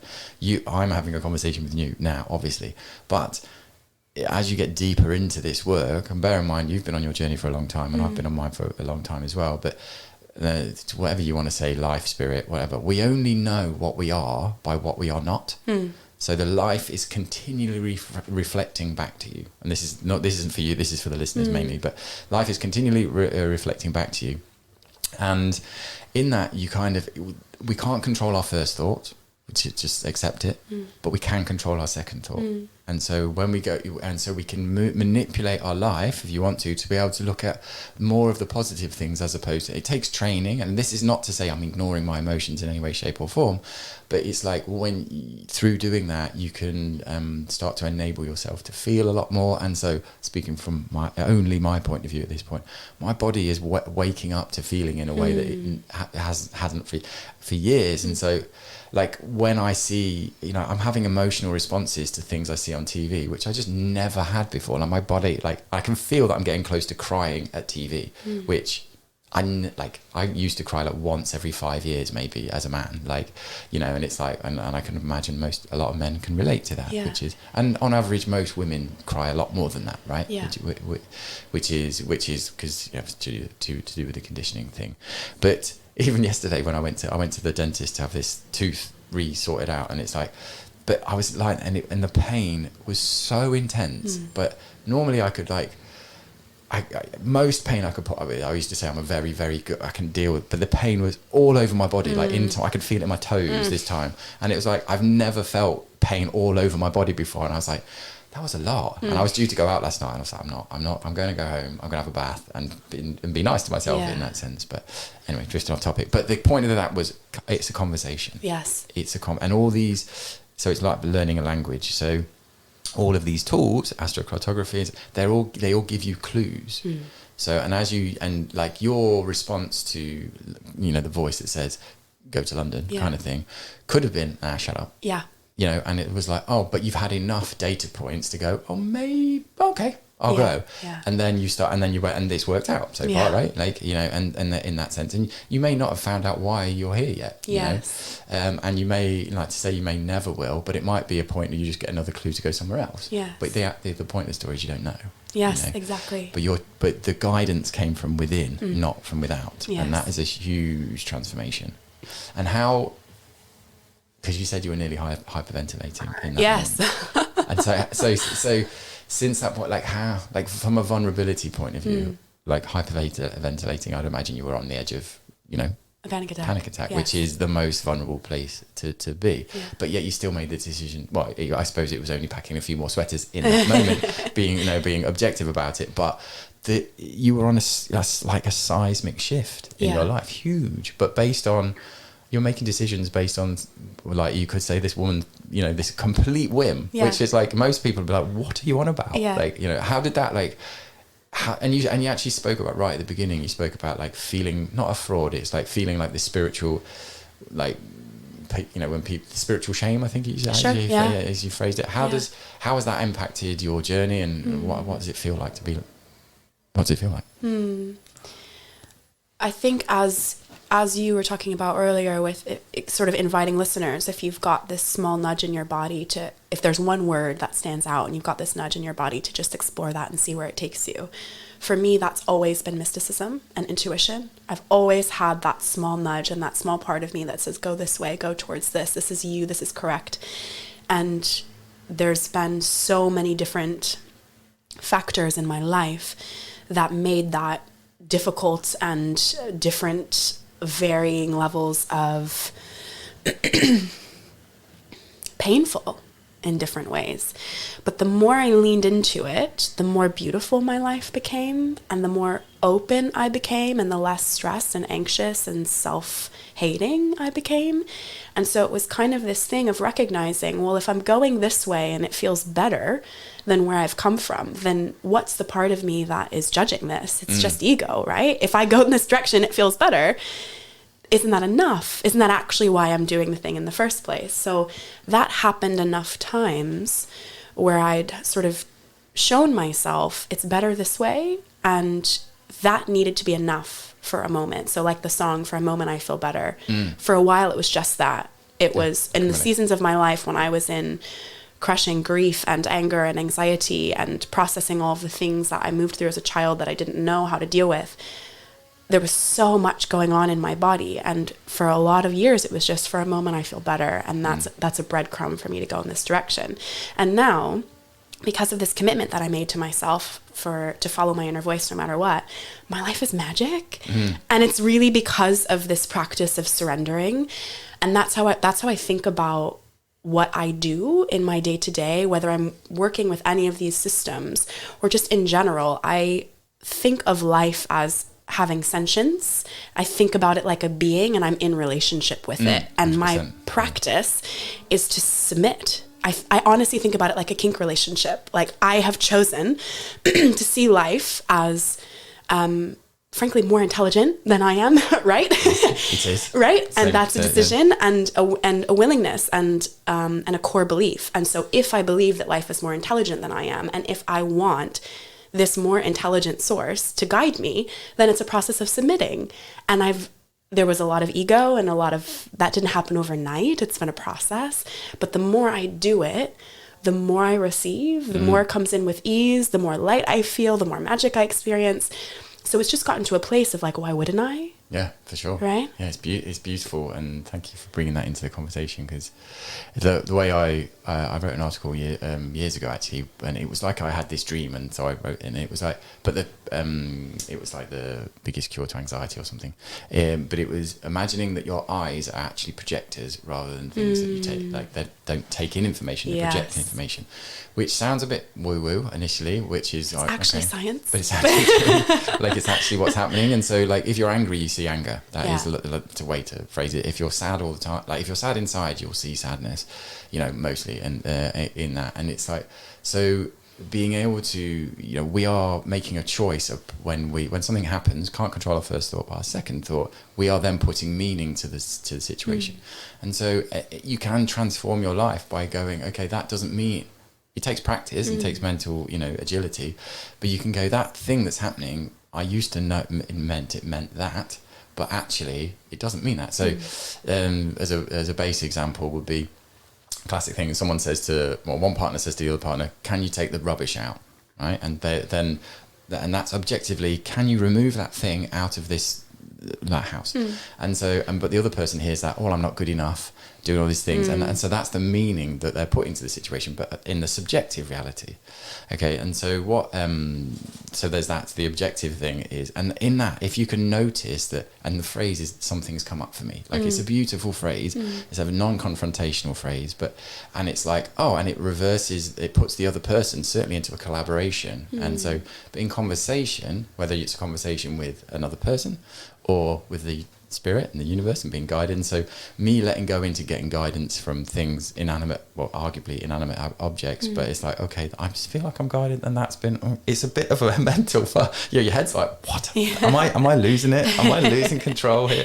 And it's like, well, yeah, in essence, but I'm letting go of control rather than that. And so going into the feeling of being guided by, and you're right, like the universe is well, and I'm learning more and more about it, and about that everything has ever happened and ever will happen is currently happening now. And you can, and if you want to go into astral projection and jump in quantum wave collapsing, you can move, and it's just fascinating. If nothing else, I find it absolutely fascinating for that reason.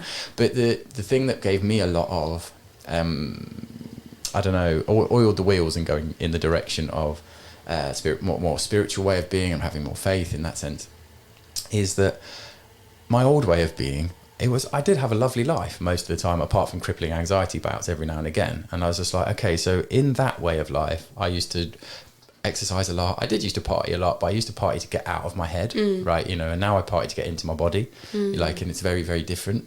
And in that, I was like, well, that way of living was full of there's joy there, but there was a lot of anger, there was a lot of anxiety, there was like, if you want, fear and all that kind of thing. And I was like, well, the other way is full of more love, more kindness, more connection, more that. I'm like, well, I don't really care whether it's mad and, you know, mad as a box of frogs. Yeah. I'm going to go that way because it's just nicer. Like, it's kind of, and then as you go down it, you start to realize, whoa, like it's like one's level of consciousness. You goes through to me, by me, as me, through me, or through me as me, it's like it is changing because we are changing our frequency. You're literally changing the radio waves.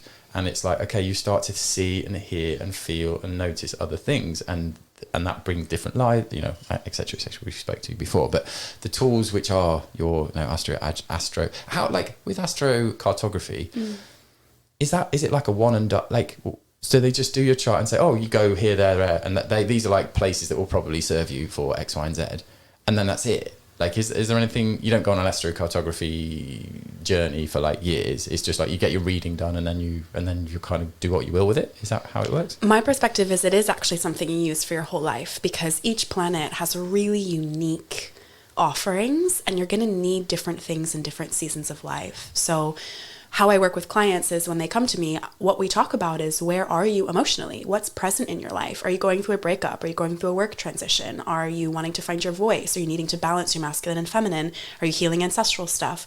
There's different planets for each thing.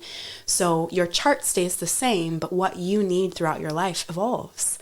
So it's something you can really work with for your entire life. Yeah, so if I, being, I don't know, reductionist about it. So if I was feeling a certain thing, I could go to Paris as an example and use Paris, the energy of Paris, as a tool to enable me to move through something. Yes. You know. That's good. That's interesting, because the way I see, you know, if everything is made of energy, which we already agreed, and most people would agree with that. Even energy is a made up word though, so then we can go deeper than that if you want to.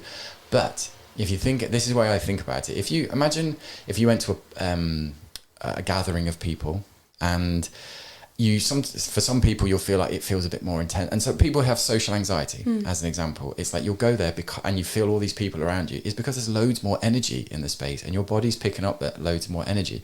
And what's happening is that you're essentially, if you imagine a toothpaste tube, you're being squeezed but the lid's on, and the pressure builds, and it's like, I don't like this. And so what most people do is like, well, I don't go out because it makes me feel painful, right?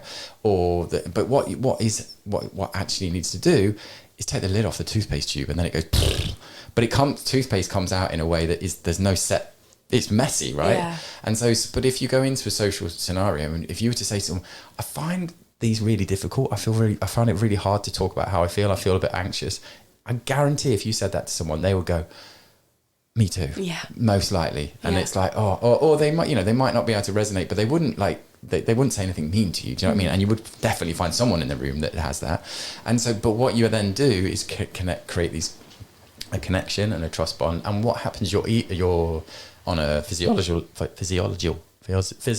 level, maybe it's my tooth, is that your nervous system calms down. Yeah. Like but then for those with social anxiety, it's like you've got an evidence point to go, oh, it was all right last time. oh, okay, I might do that again. And then you keep doing it again. And then you become a person that doesn't have social anxiety because you go and you just say how you feel. And it's like, take it or leave it.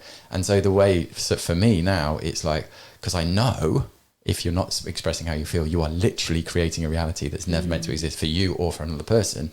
It's so vital that I express my energy or the energy of my emotions constructively, of course, and not fake. Like not put like so last night if I'd have gone out I'd have been faking it, and I was just like, well, no, I'm not, I wouldn't be vibrating at the frequency I want to, and it's just not going to serve me or anyone there. So I was just like, what do I want to do? And I stood there and tuned in. I was like, okay, I feel to have a bath and watch Friends. that's what I felt. I love and that. get a cuddle from my partner. So we went and I did exactly that. Right. Okay, so we'll come back to Aura Lab in a second, but we're going to play because I definitely don't want to forget the playing the other song. Yes. And do you want to, whilst I set it up, it's called You're Not a Person.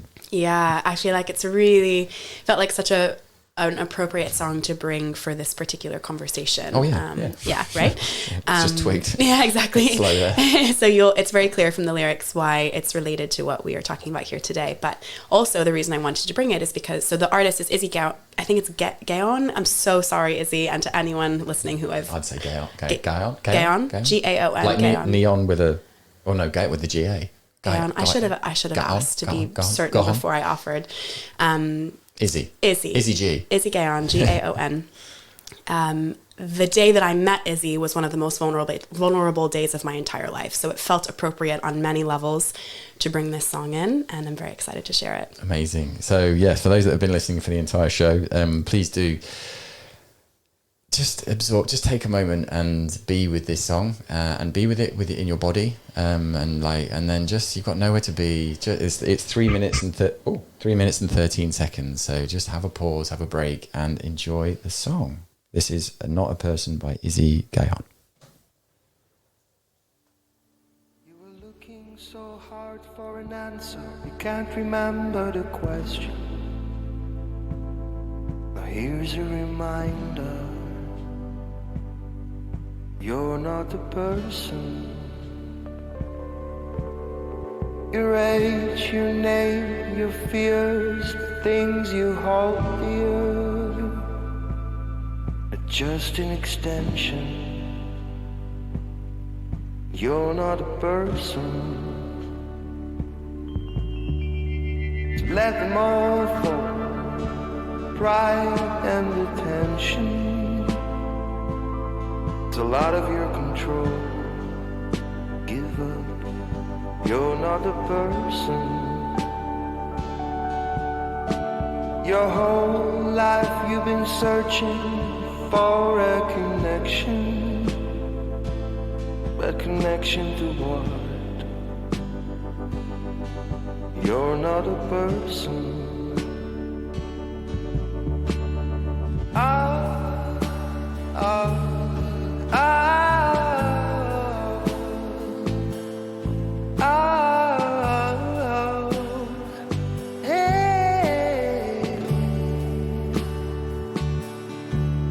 You're like a mirror looking at another mirror in closed circuit vibration,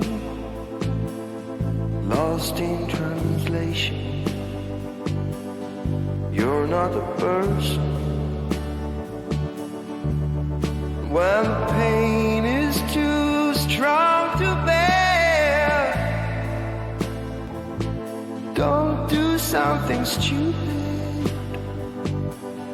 Got to be patient. When it gets too dark to see, keep the easy way out of the question. Find your way from station to station. Never forget, you're not a person. Never forget, you're not a person.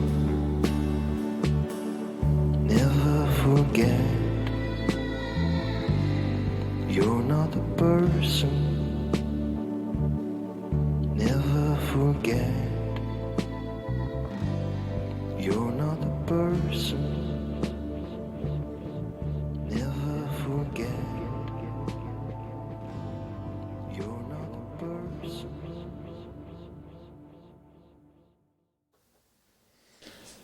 Awesome. That was You're Not a Person. Wait, done it again. You're Not a Person by Izzy Gayon, we believe. And so, yeah, it's beautiful. And I don't know why I do this, but I seem to compare artists like in my head. And I was saying that it's a bit like, it felt like kind of a bit David Bowie and Paolo Nutini, slow Paolo Nutini, like Better Man mixed together.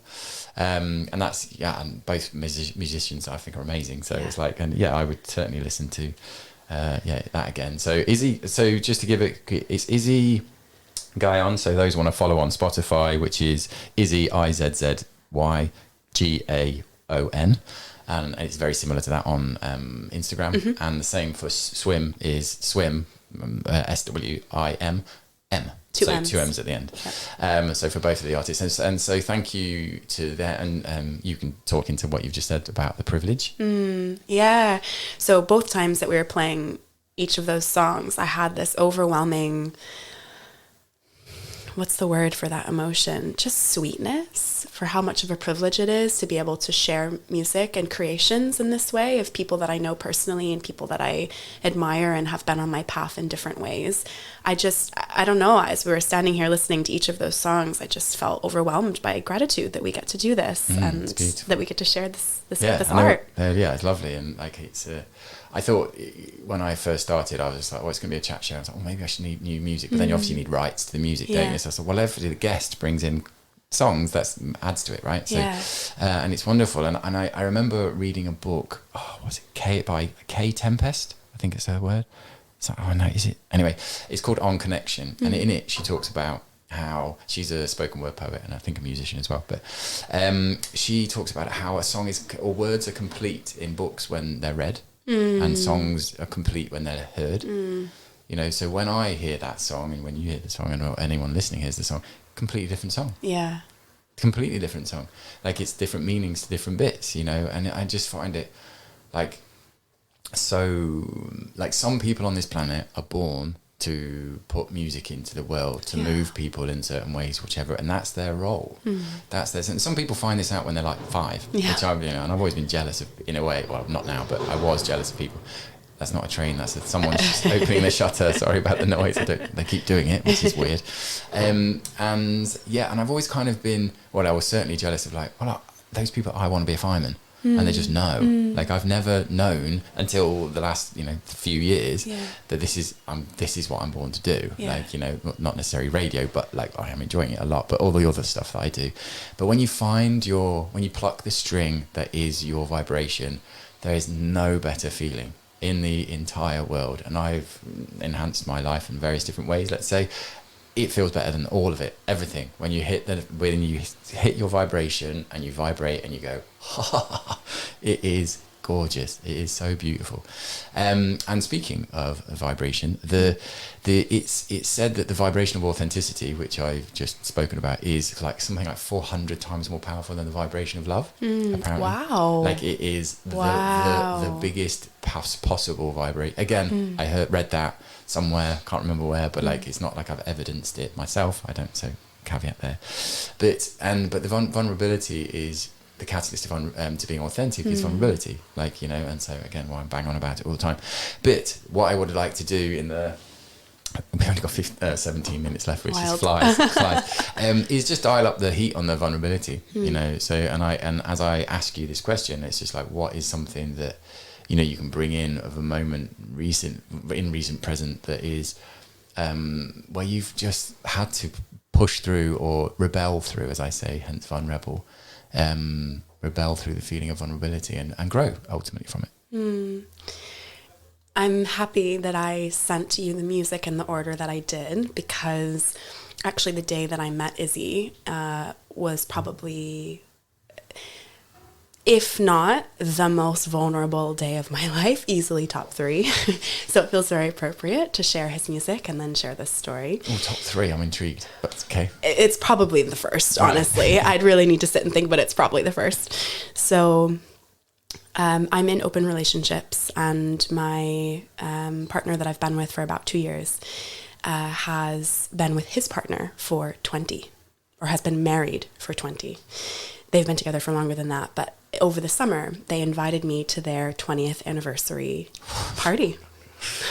Ceremony, not necessarily re-saying their vows, but kind of like a really friends and family, friends coming in from other countries, a really big party to celebrate their love. And they invited me in July. The party was in September, and it took me that long to decide to go. I was, as you can imagine, a salad bar of emotions came up. Salad bar of emotions, that's lovely. Yeah. And it felt so vulnerable. That is the best word for all of it. God, I can imagine.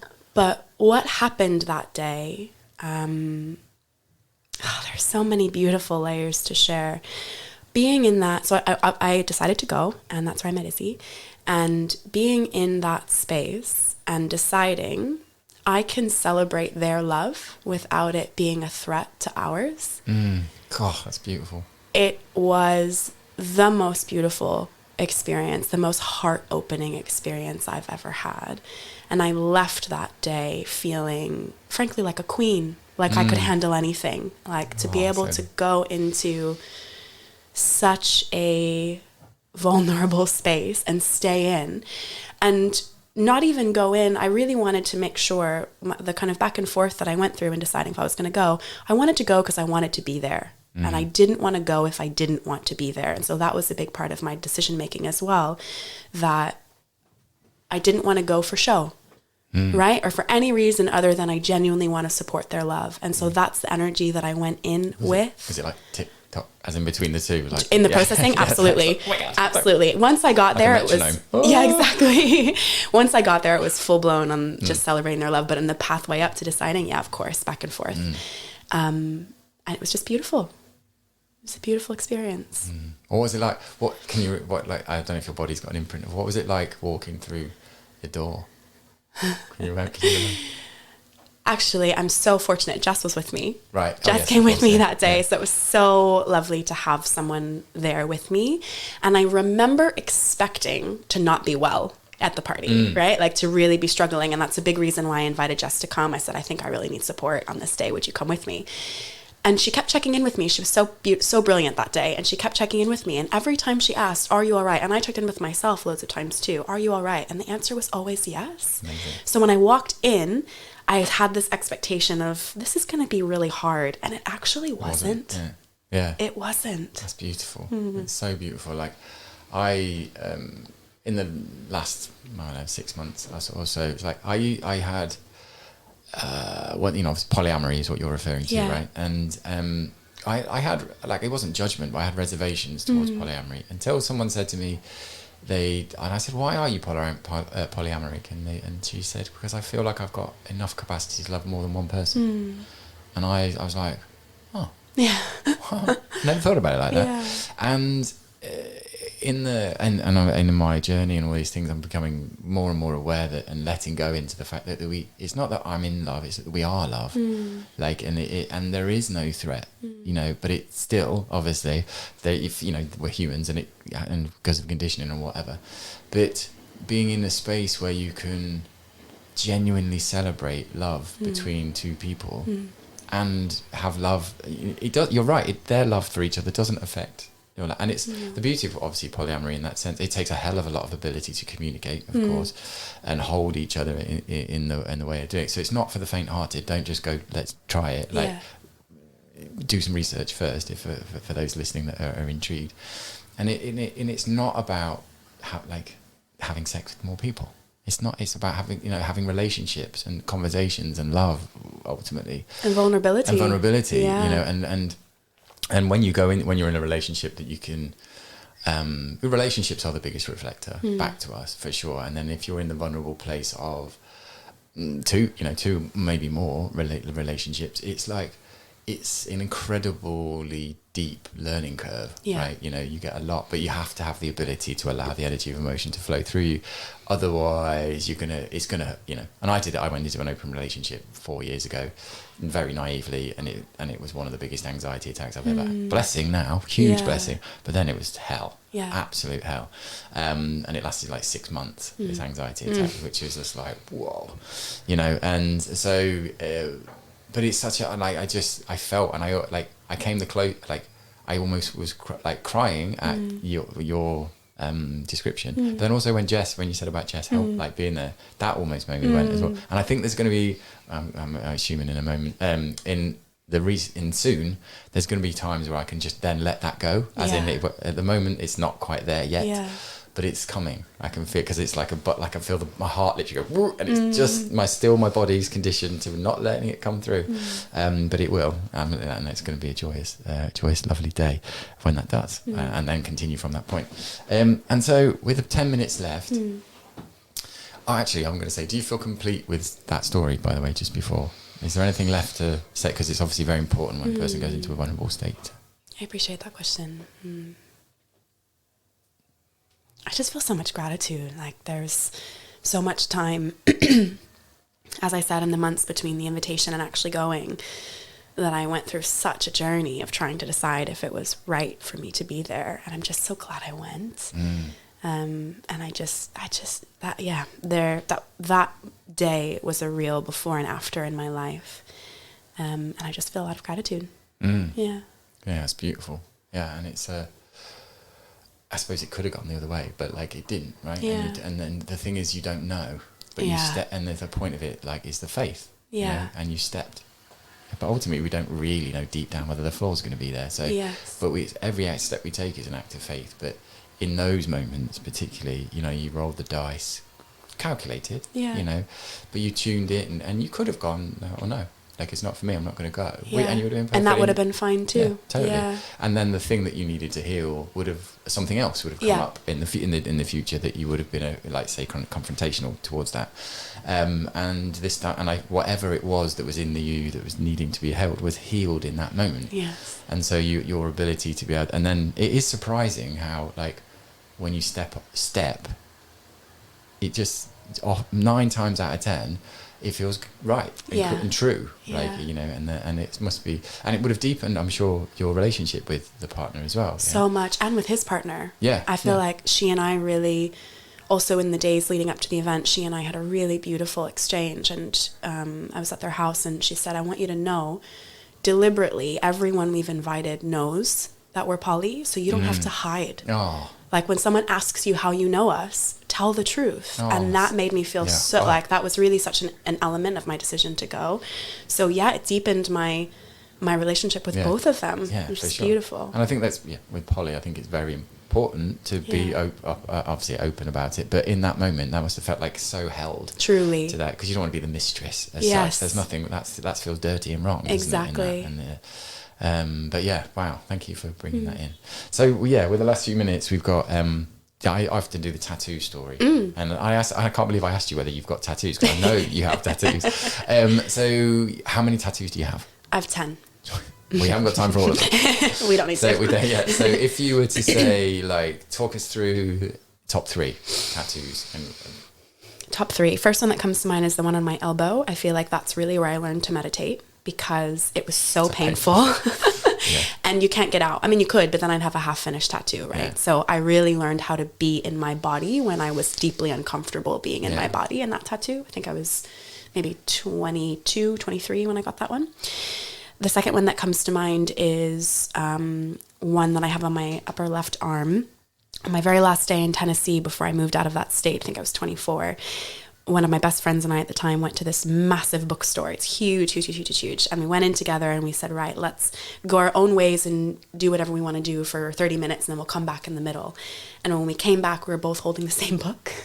And it was the I Ching, actually, the I Ching book. And I didn't know at the time, I had no idea human design existed. I'd never heard of the I Ching before. I was just drawn to it, and so was she. And so we each opened to a random page and got tattoos of the shape that we found that day. Cool. And the third one, I have one on my thigh that I did myself. That's a hot mess, and I love it. I've thought so many times about getting it professionally covered and fixed, and I just can't do it. I did it myself with a needle and sewing ink, or sewing needle and tattoo ink. And it's just looks terrible. And the older I get, the worse it looks, and I just love it so much. That's so beautiful. Yeah. And it's like, it's interesting to with regards to, like, perception and meaning and stuff. It's like, it would be quite easy for someone to look at your leg and go, what's that? That's a mess. and go and immediately judge, like say, oh, well, you were obviously drunk or whatever. And it's like, no, I wasn't. And the reason I don't remove it is because of, imperfections are perfect, right? And it's like, but to jump, I suppose it's a takeaway is to, let's not judge life on our first impressions, right? And and it's like, and often our body kicks off by seeing something that's different. And when we see something that's different, we just go, oh, I don't know that, so I don't like it. And that's, if you can just, at that moment, the vulnerability that comes up, if you don't understand it, just ask questions, and constructively, of course. And it's and then you have very rich, deep conversations, right? And so, and which kids are often brilliant at, right? They just cut through. It's like, what's that? Why is that thing weird look on your leg? And it's like, oh, great, okay, you were quiet. No, you're not rude, you're just being inquisitive. Okay, and you explain it. And that's why kids are beautiful in that sense. So, right, so we've got, about 5 minutes left. Okay. And with that in mind, Aura Lab and your work, firstly, to explain quickly, I guess, what Aura Lab is, and then what it does and why people should do it, and then how they can get in touch. So the Aura Lab is a mystery school, and I've landed on that language because the more I do this work, the more I recognize that we have to stay open, just as you were talking about being inquisitive. Like for me, the word is curiosity. That is the forefront of everything I do and how I guide myself through my life. If you're not curious, you're closing down, and if you're closing down, you're closing down, right? You're shutting yourself off to life. So my work is a mystery school because from my perspective, you have to be willing to be a part of the mystery to find its magic. And that takes time, and it's a long process. And we go through different stages. For me, there's this kind of awakening season or moment, like we talked about before. There's the deconditioning window, which is very long. I think for most people, that's about 5 to 7 years. It's a long process. And then there's the creation phase, where once you've deconditioned and really found who you are, then you get to choose and create with agency. That's a lot of life. And so my work is a place for people that are going through that process to be held while they go through it. Beautiful. I love it. It's such a gift. It's similar, I've never described my work like that, but it's a beautiful way of describing it, for sure. And the phrase from the Tao Te Ching that pops up is, if you don't see the mystery, you get caught in the manifestations, which is such a beautiful line. Wow, yeah. And that means, obviously, get caught up in the externals rather than the internals in that sense. Okay. Well, it's amazing. Sounds, because mystery school, I was like, what went off in my head was like Hogwarts. And it's like, it's not, but yes, I suppose kind of it is. Kind of is. It's magic. Yeah. Like it's and this one of the ways I describe the work that you end up through this work we both do is, if you think about a hose pipe and the water flowing through it, your hose pipe is your body, the water is the energy of your emotions. If you think about, and you tilt the hose pipe to the left or the right, and think about the future too much, then there's resistance in the hose pipe, so the water doesn't come out in a nice arc. But if you do the same with the past, the same thing happens, resistance in the hose pipe. But if you can stay balanced and in the present, the water comes out in a balanced arc, but it is a verb to get that. But if you look through water that is in an arc like that, often you see rainbows, and that's magic. But people are like, what are you on about? That's not reality. But for kids it is. And it brings back your inner child and that enthusiasm you had for life, for just being and living life, making sandcastles and that kind of thing. And it brings back the joy. Yes. So, which is a lovely feeling. Yes. And what's the point if we're not doing that? Right? Sure. Actually, what's the point? Yeah. I feel like most of us come to this path from being so deep on the serious side of life, and we recognize, oh, this isn't fun. And what am I actually doing here if I'm suffering every single day? Literally, what is the point? Yes. Yeah. So beautiful. And how can people get in touch with you? The auralab.co is my website. I'm so excited. We've got a big, beautiful, the mystery school is taking on a whole new shape in 2024. I'm so excited. But that's where you can go and find everything. And then if you want to connect on Instagram, I am Krystal Thompson. Krystal, thank you very much. And so in closing, yes, so we've talked a lot about using words and language, and if you don't understand much of it, do get in touch with either of us. We can help you there for sure.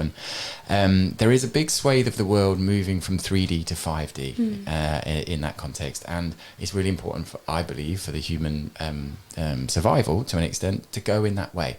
And it's life does become nothing short of magical when you take steps on this journey, but there is a bit of messiness to go through to, as you say, decondition. And so the coaching that I do is there's a formula to it, which is liberate plus acceptance equals magnetism. And so the liberation phase is a lot of what we've spoken about today. And there are steps, there are a container to be taken. So if you want to get in touch with me, I am the vulnerability guy on Instagram. I'm also adamslawson.com, and also the sponsors of this, shout out to them, which is my other company, which is Plight Club. It's all about encouraging the conversation around vulnerability, and the main way we do that is through the clothing. And so if you want to be like put yourself out there as a human, doing the work, making the effort to be more human and have deeper conversations, more nourishing conversations, the clothing is literally designed to help with that. So please, any support you can give